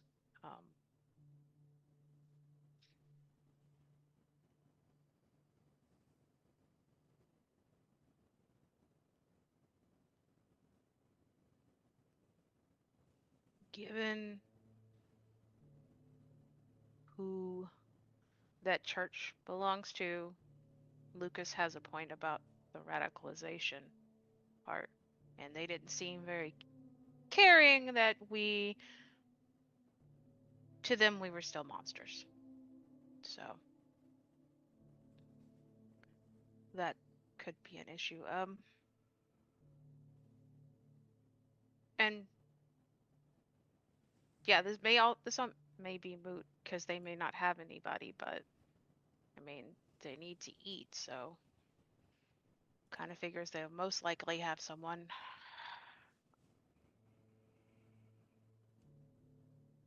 I don't know. We don't have any like connections to local clinics or hospitals. Maybe we should build something like that. Some sort of connection. For the future, not this time. We do have an LLC, so we could work with potentially Matthias and Charles if in the future. Nothing that needs to happen now, just to have something like that. Wouldn't be difficult to establish. It's quite likely, too, we are dealing with a rather disorganized group that have just banded together for a simple purpose. Yes, there are many of them, but they are likely not high on the ladder of authority. They are likely messy and banded together simply for the purposes of numbers and strength. I doubt they are organized enough to have any kind of established means of food. They probably have just found a shelter to weather out the days and are going out to hunt at night. I mean, we could, like you said, grab one, or we could try to follow them for a few days, or some of them. Keep an eye on it. See what happens. See what they do. Agreed. I can manage that. Well, good. We can move through that space and get that done. Did want to talk about what we all dealt with when it came to our patrons, how we're working on the spirits and how we're rectifying that, and what each experience was. We can start with Lucas. Everybody's so curious to know what I have to say. Yeah. It was more or less not entirely directed at what is going on with us, and more directed directly towards me and the lack of communication that me and Thunder have had. Some things that came out of it is I did ask him about Hurricane. I said that there is a number of members of our pack who feel that deal did not go the way it should have gone. And while Thunder, like any other spirit, I imagine, was dodgy, he was also pragmatic. He said that that was our deal to make, and if we didn't fully understand it, then that's our fault. So he said he would, I guess the best way to put it, look at it on his end. I don't know how that works, but that's what they do amongst themselves. Fine. But he did say that we need to continue to consider the things that we don't consider. And that is my job, to make sure you understand how badly something can go. I think that's a fair assessment. So I will continue to do that. And that's really all I have on that. Well, good. At least the relationship between the two of you is starting, so that's something for us. Jester, how did yours go? Pretty well, actually. Gonna be honest.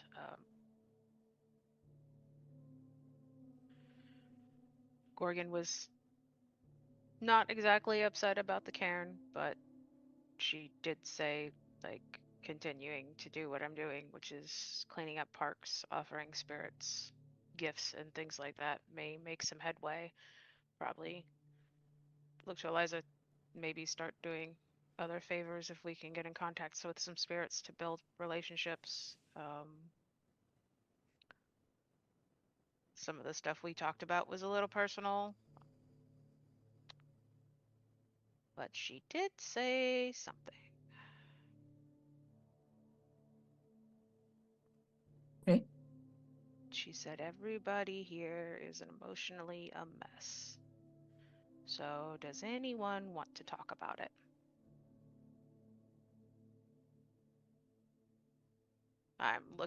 I'll look at each of them like for a few seconds, but longer on Aspen.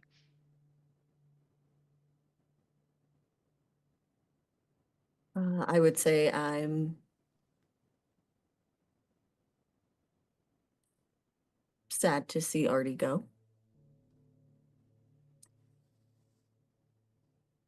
Mm-hmm.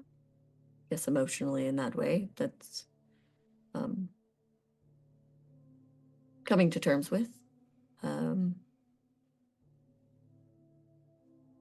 Not sure what you want to hear, but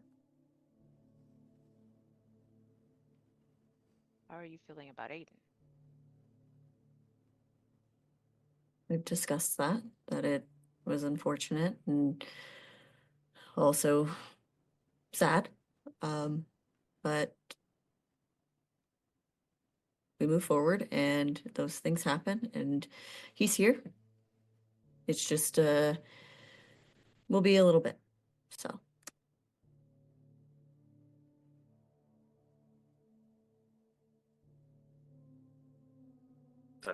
That's it.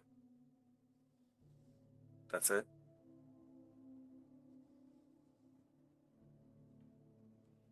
as I said, I don't know what you are looking for me to say. Before anything else can be said, everyone's attention is drawn to a rustling out towards the edge of the clearing.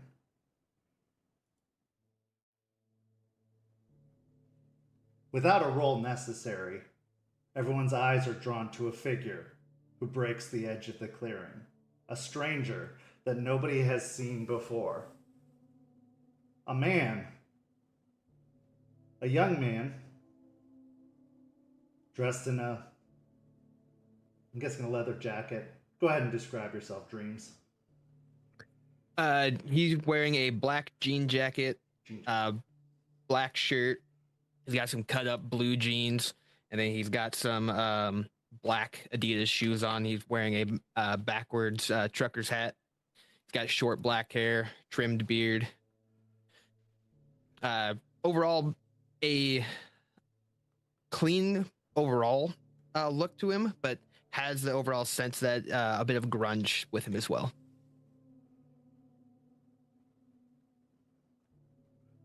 Almost immediately, Charles springs up.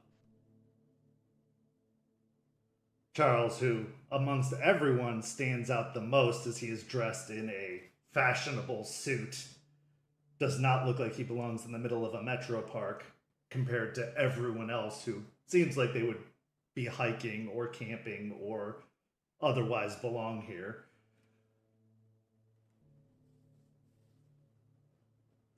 A nice place you guys got. Is there something I can help you with, sir? Are you lost? No, no. Wow. This place is really cool. Sorry. I'm looking for an Aspen or a Jester. Any of you? I'm Aspen. What can I help you with? I'm Jester. Okay. My name's Jason. Friends call me Jace.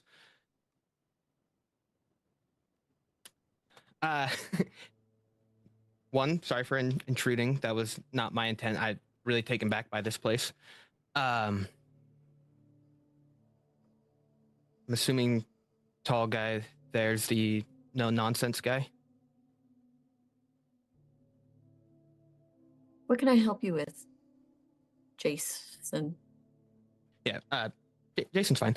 I've been sent by a mutual acquaintance of ours to help with some things that have been let go, things that haven't been attended to. If I could step up to, so I'm not having to shout, if I could walk up and not get jumped by that guy. We're pretty busy at the moment. Do you want to speak plainly so we know what you're doing here, please? Yeah, you guys have let the spirits go, and I have been sent by Rat to fix the mess ups that you guys have done. I am Jason Thorne, also go by Dreams and Decay. I'm here to clean up the mess that you guys have left behind. Good. Thank you. Come sit. You're welcome. Charles looks towards Aspen, very concerned, but doesn't say anything, his brow furrowed.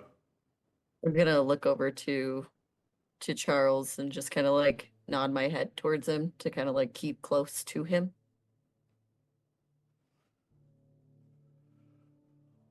Eliza kind of watches the whole situation, and her brow is also furrowed, but also has a look of surprise on her face mixed with it as well, and confusion.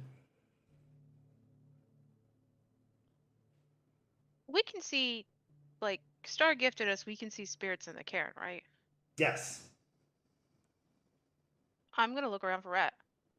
Okay, give me a wits and awareness. Just plain wits and awareness.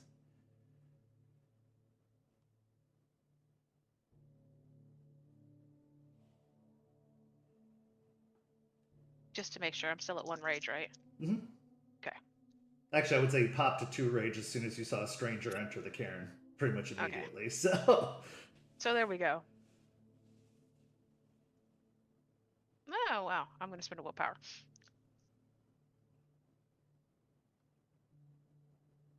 Mm, 3 successes. Okay. So as Dreams draws closer, in the wake of his footsteps, you do see a large black rat kind of trailing along in his shadow behind him.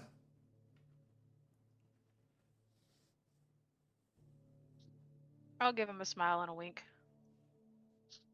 He pops up above the grass line and kind of gives a little smile with his little buck tooth, like,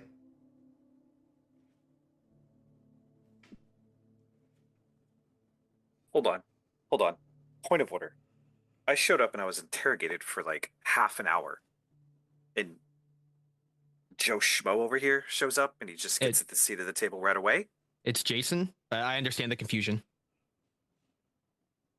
Fine. I narrow my eyes at Lucas and like look over to Charles, who I have like had stand right next to where Jason is. There are questions that I have, and I plan on asking them. Fire away.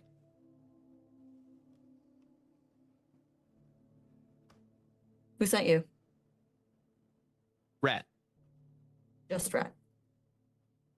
Well, Rat reached out to me. He told me there were some issues going on here. Said that things were not being tended to. Him and I have a pretty good relationship. So as the other side of that relationship, I agreed. Got here and see what he's talking about. So yes, just Rat. Do I believe him?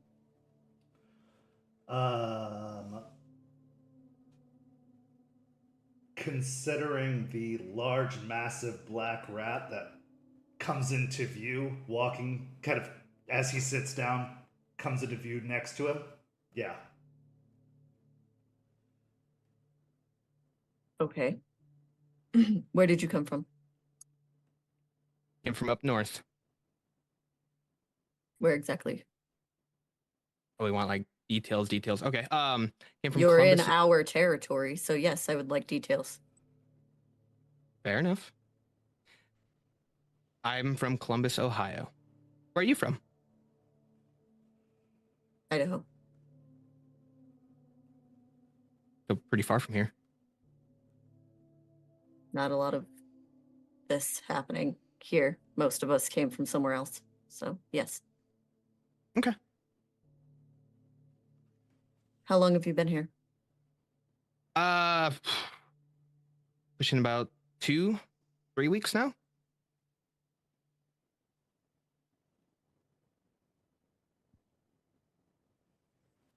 And you've been told, I assume, by Rat, a reason why you're here. So that means you would know that we were here. Yeah. I was aware you guys were here. And you didn't make yourself known. No, I did not. Well, that's already breaking the litany by not respecting another's territory. So, good thing to know for a newcomer. Great. Well, for that, I do apologize. I was told to stay hidden, figure the layout of what I was jumping into before getting involved. So I was listening to my patron. I look over to Rat. The rat kind of gets back up on its hind legs and starts waddling over towards the small platter of food that has been set up that you guys snack on while you're at the meetings. Grabs a cracker off the platter and starts waddling back and gives you a look and then just waddles back towards Dream's feet and sits down and starts munching on the cracker.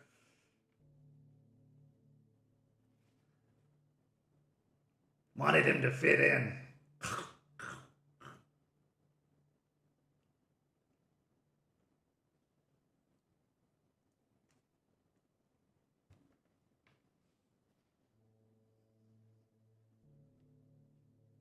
Why exactly were you sent here? I believe I answered this, but I'll say it again. The spirits have not been tended to. They are very upset with the current standing that this pack and Sept have left them in. I don't think I need to go into detail on the things that have happened in the past, and they feel like they're being ignored. They are wanting someone to be able to speak for them and speak to them.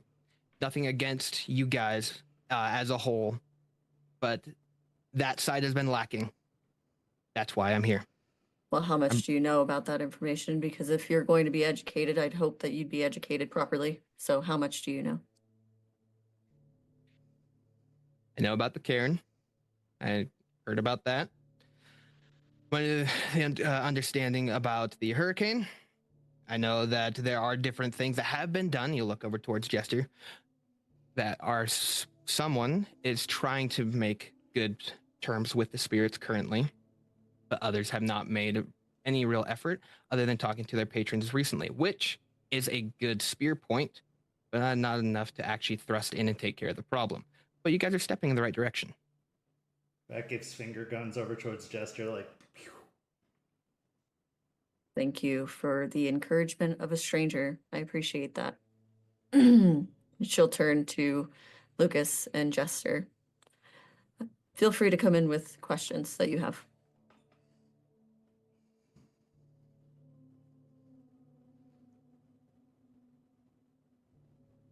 I got a really important question. Jason, right? Jace or Jason? We're not friends, so Jason will work. That's fair. Guardians or Reds? Guardians or Reds? It's a simple question. Guardians. Yeah, I'm going to retract everything I just said. He's good for me.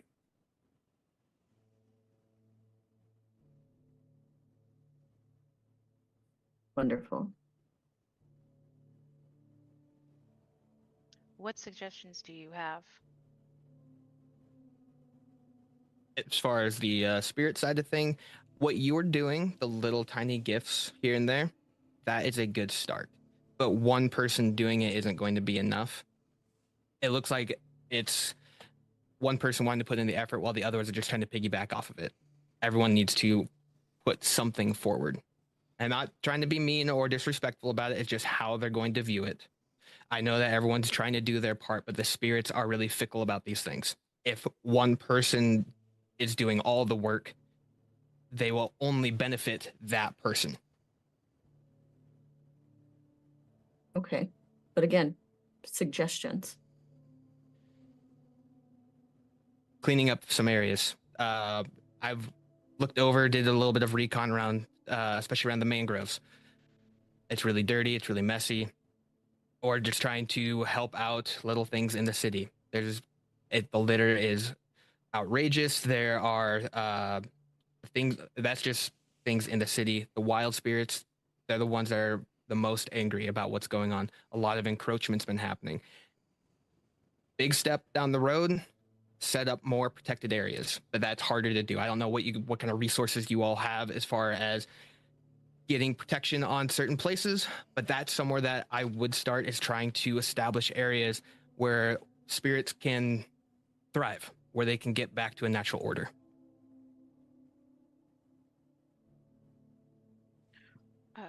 Kent, while he's talking, I'm gonna like lean and like glance at Rat and just be like, favor?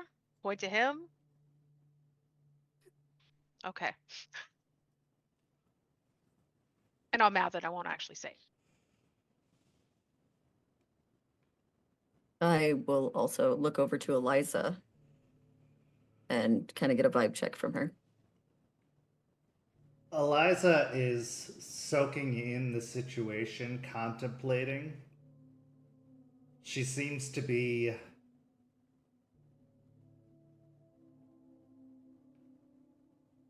considering everything that's being said, processing all of the information.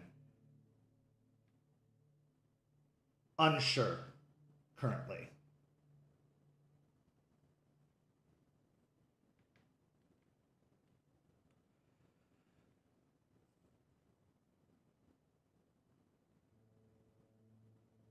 Mr. Thorne. Jason. Dreams in Decay. Sorry, that's what you said your name was. It is. How long have you been studying with the spirits? Looking about 2-3 years now, but as far as like practicing, my first year was rough. I had a hard time understanding it, to be completely honest. It's quite a lot. Yeah. My my way of doing it, especially as a bonar, I don't know if I established that part, is a little bit different than how others do it. I use the things around me to try and benefit the area. I try not to go out and add to what is already currently there. You like to repurpose the materials that are already available rather than supplementing. Correct. It just creates a bigger mess, and just adds to the overall clutter that is around. So trying to understand that, because my biggest thing is trying to find things that are broken and fix them and make them better. And there's a lot of things that are broken here, but they're not meant to be discarded. They can be remade. Did you want this assignment?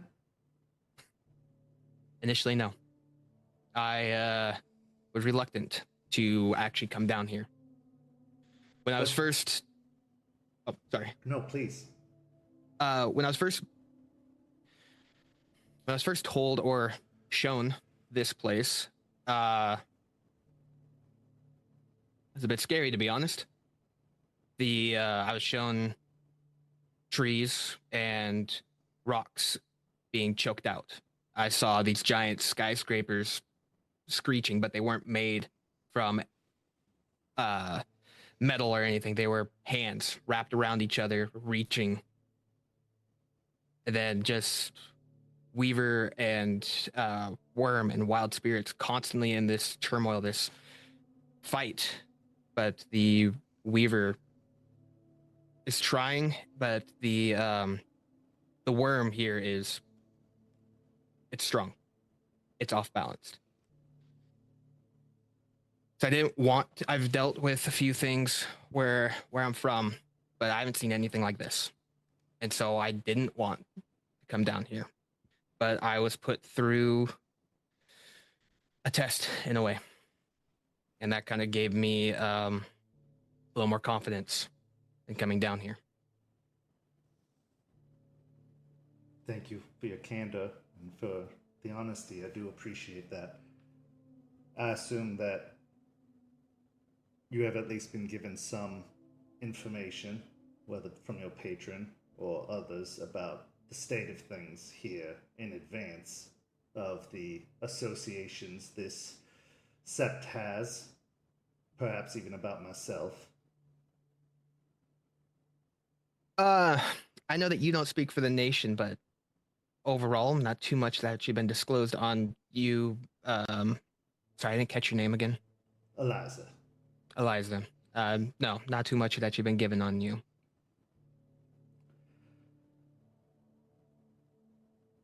Perhaps that's for the best. That won't color your view too much, other than knowing that I do not speak for the nation. That being said, I hope you will not hold that against me. As one of the ones that are usually thrown to the bottom of the said nation, we're good. Then we have that in common. I have been speaking with the spirits for nigh on 3 decades now, and I can tell you that everything you say is true, and then some, especially of the spirits in this area. It has been a very, very difficult time, and your assistance here is more than welcome in my mind, but I cannot speak for this sept. I am not its leader. I have been offering it spiritual aid for quite a while, and I do understand their hesitance. I understand their caution, but, and she looks towards Aspen, I also understand that we are short-handed. And I also understand that we are in a process of rebuilding. And when the spirits offer us a gift, we should not look down upon it, no matter which spirit it comes from. Rat has known of our troubles. Rat has witnessed our troubles. And if Rat offers us a gift, even though they have every reason not to, we should take it, but understand that there is likely a tag attached to it, as nothing comes free from Rat. And she looks towards Rat, who kind of looks towards her with a big, toothy grin.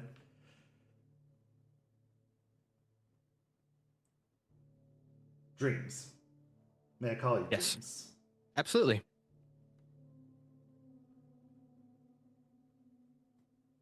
I have been deep in study in this place, as this place is unlike any other place I have ever studied in before. It has caused me to be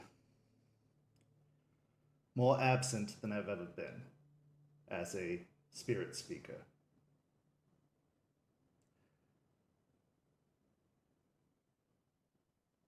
I think that if you can offer assistance and guidance to this sept and to this pack,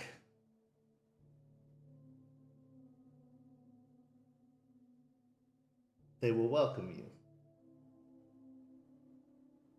But one thing that I can tell you is they appreciate honesty above all else, and loyalty above all else. They know what it is to be flawed. They know what it is to make mistakes. They know what it is to forgive.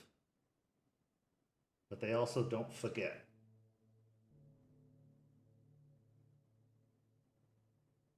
Everyone has their secrets, certainly. But they do not use those secrets to hurt one another.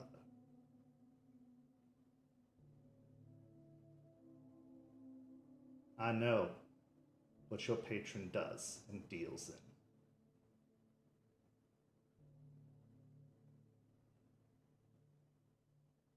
Thank you, Eliza. It was very well said.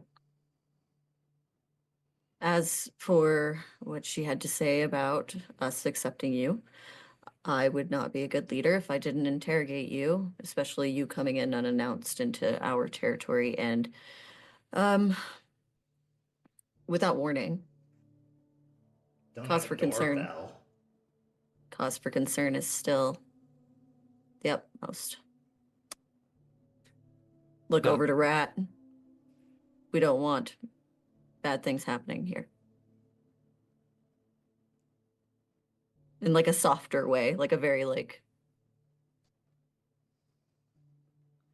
Well, Aspen, I do apologize for coming unannounced. I was just doing as I was told. And as far as my patron, you are correct. I should have made myself aware. As far as me coming in here into the future, be sure to make loud noises.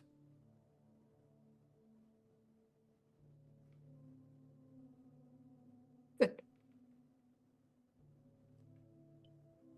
With that, Jester, Lucas, I'd like to get your thoughts. Charles as well.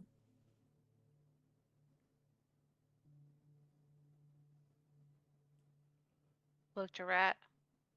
Look to Jason.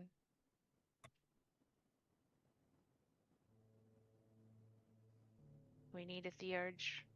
He is nation. And favors are not owed to Rat. Rat's still been helpful. Pretty much more than a lot of other spirits around here. Especially since everything happened with the old Caern. So, yeah. I say we let him in.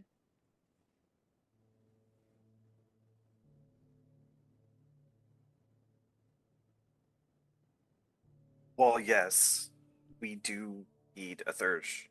I agree with that. It is less important to me to acquiesce to what we need. It is more important to me of the character of a person that would come in here. And while some people, and he'll glance over at Aspen, may think my question was stupid, in fact, the fact that you picked the Guardians shows that you've been a Guardians fan for a long time and stayed one, despite the fact that they changed their name from a very problematic name, which shows you have dedication, loyalty, and good judgment to me.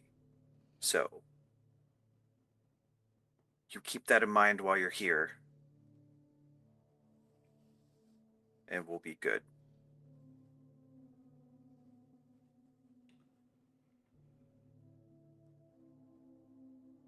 Charles, who has been standing very close to Jason,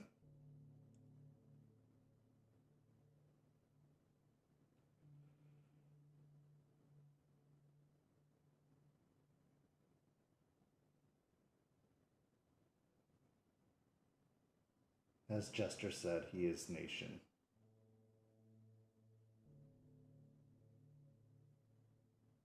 From an optics standpoint, this is a good step towards showing goodwill towards the nation, showing that we would accept offered help from the nation. With the work that Mr. Morningkill is doing, looking for reinforcements, if we don't turn away the first reinforcements we receive, it shows that we are open towards more. Also,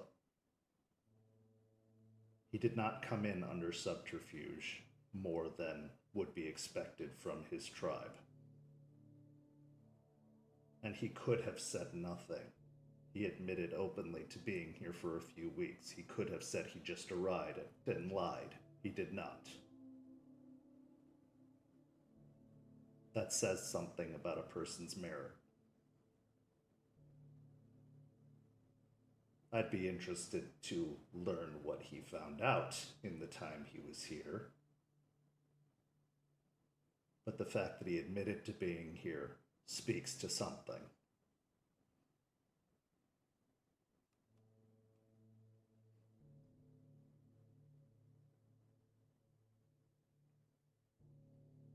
But words only go so far with me. The following weeks will tell everything.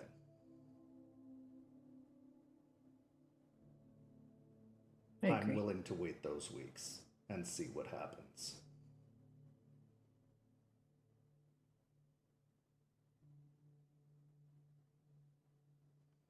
So, unanimously, you're accepted here.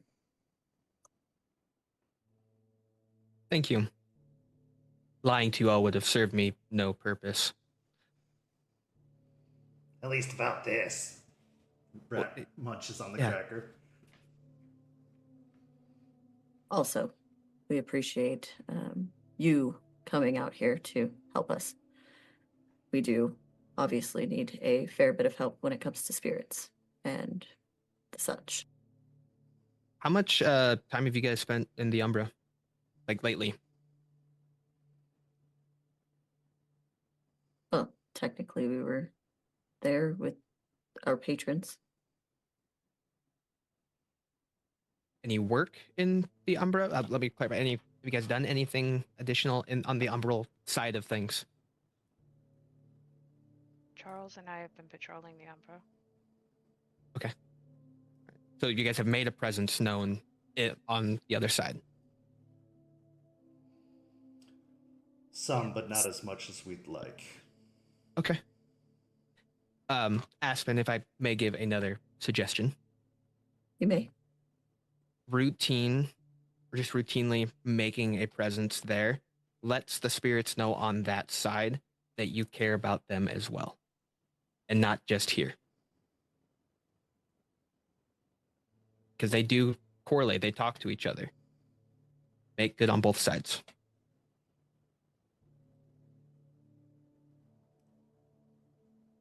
He's right. And with a spirit speaker able to have a presence on that side, that, and he kind of gives a look to Eliza and then back to Aspen, isn't otherwise occupied, will assist. I agree.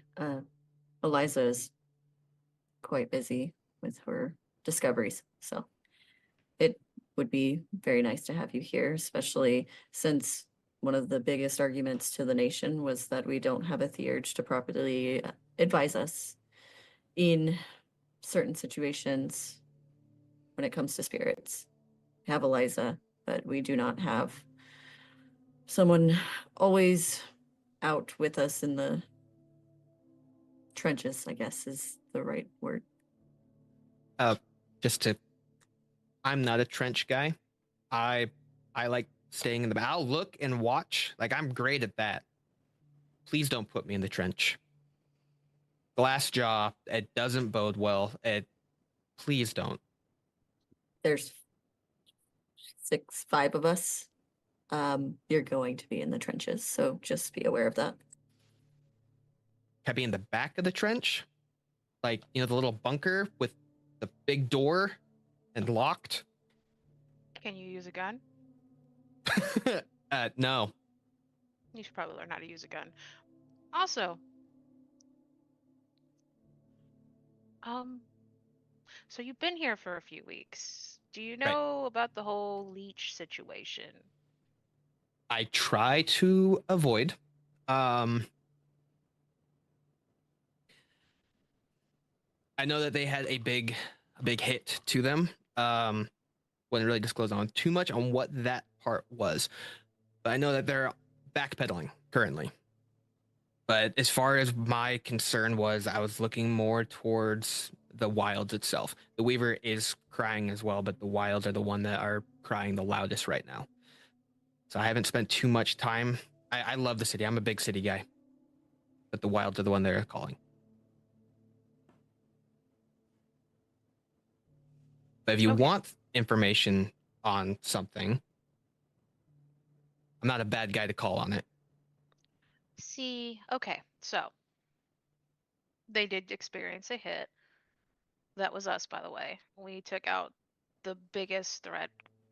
I mean, first of all, you're coming into the city I'm not sure if Rat informed you. We're kind of in active war with the leeches here. This is a war zone. Common thing. Okay, got it. More than so than other places. The biggest threat we had was a particular leech named Bloody Mary, and she was a beast. More so than usual. Like, she was a threat. She killed many in the old Septs that was here 10 years ago. We recently managed to defeat her. Glance at the tree.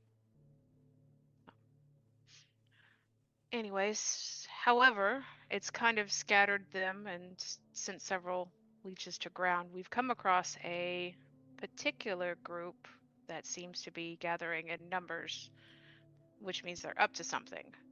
And we were just discussing possibly trying to contact spirits that may be still favorable to us to get information. But now you're here. Well, that could be useful. Putting me to work early. Not a bad call. Yeah, there are a lot of spirits that could reach out to help with that. Do you know where they're at? That helps. I looked at Charles. I have that information, yes. Okay. Well, Sept leader, with your permission, are you okay if I reached out to some of the local spirits to look into said area and do some recon for you?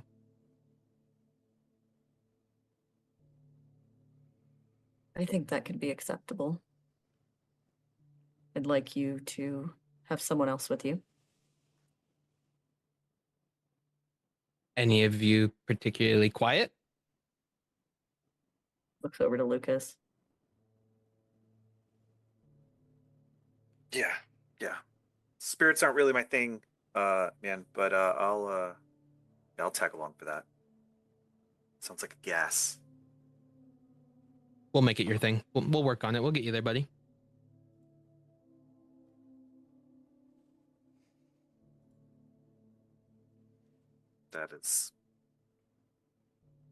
There's way more to that than you think. All right. Yeah, I'll jump on that with him. Good. So you have your first project here. I think if you pick up quickly and understand what we're all about, we'll do okay. Official greeting. And she'll put out her hand. Aspen Oathbreaker. Welcome.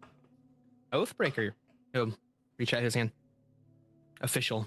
Dreams in Decay. I'll hold up my hand. Malicious Jester. It's nice to officially meet you. I've heard great things. Glance at Rat, I'm sure.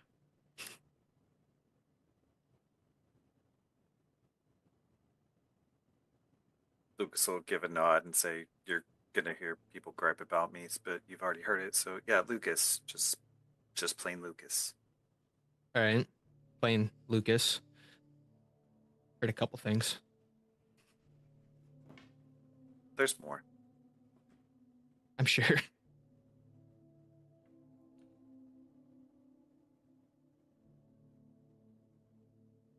Charles Albrecht. My hand's dirty. I hope that won't offend you, and he'll stretch out his hand. It's fine. He shakes it. And Eliza actually walks over. Eliza Ross, I look forward to working together. She actually offers a hug. I'm a hugger. You know what? I haven't had a hug in a while. Yeah, bring it here. You look like you give a good hug. She gives a great hug. You smell like that dandelions and chamomile. How did you know? Good nose. And she actually reaches down and gives Rat a scratch on his head. Well, this should be quite interesting. I have not worked with one of you for quite a while. This should be a great deal of fun. Yeah, I heard that you have discovered something, and I look forward to either you telling me or me figuring it out. One of the two. Oh, both. It'll be interesting for us to uncover together. It's a mystery to me, and I believe your insect could be quite valuable on it. Yeah, well, that'd be great. All right. So new person. That usually means party, right?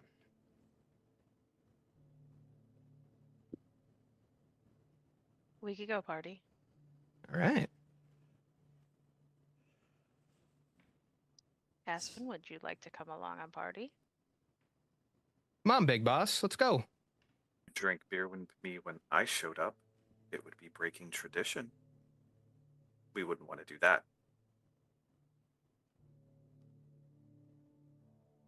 I probably shouldn't. I can catch you all on the next one. Come on, I got a lot. Got a little place. Just in the works of getting it set up. It'll be low key. Have one beer with me. Just one. I will have one beer and then I'm done. But because of tradition, I'll do it. All right. No drinking and driving. That is my one rule, among others. I'll drive, Charles says. You're a liquor guy? I won't drink tonight. I'm not going to pressure you. He is gonna make you take off your shoes before you get in his car, though. Is that a joke? Well, I got my own ride. I'm good. As the pack heads off to initiate their newest member, there are a mixture of thoughts and feelings and emotions, but a lot of possibilities. For with a new theurge, a lot of new avenues open. While there was a long goodbye said, a new hello brings new paths, new opportunities, and new stories to be told.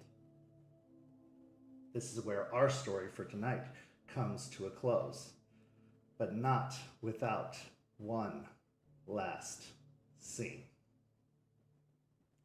As the pack heads off and Eliza remains behind, Rat continues to sit, finishing off the last of his cracker. Eliza looks down to Rat and she says,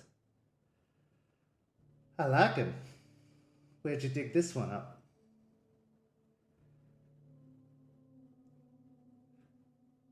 Like you said, Columbus. She says, and the others? Would you believe me if I said hell?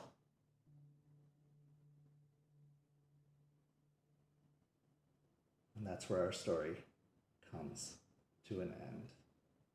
Thank you so much for watching. We'll see you next week at the same time on the same channel. Go follow St. Pete on all of the social media down below. We are very active on all social media, so go check out all of the amazing memes and stuff we post all the time. There's a lot of great content, but this Saturday, you're going to want to be right back here at 9 p.m. Eastern for After Dark's return, because our first guest for the return of After Dark is none other than Justin Achille, longtime writer for World of Darkness. He is coming to join us to answer all of our World of Darkness questions, but also to talk about all of his current projects that he's got going on. You won't want to miss it. It is an amazing opportunity that we have to talk to him. So come back here for After Dark on Saturday at 9 p.m. Eastern. It's a must-see event. We're very, very excited to have him here with us, so don't miss it. Come back here. But for all of these amazing players, I'm Ken. Thank you so much for joining us, and we'll see you soon. Have a lovely evening. Thank you for watching. Good night, everybody.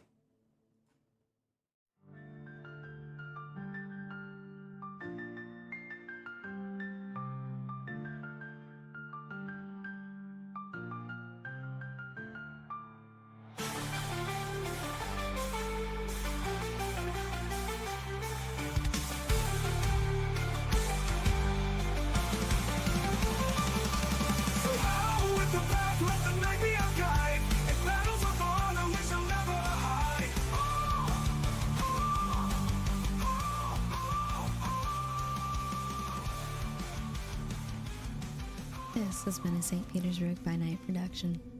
Rage Across Tampa is produced in agreement with the World of Darkness and Dark Pack. The storyteller for Rage Across Tampa is Kent.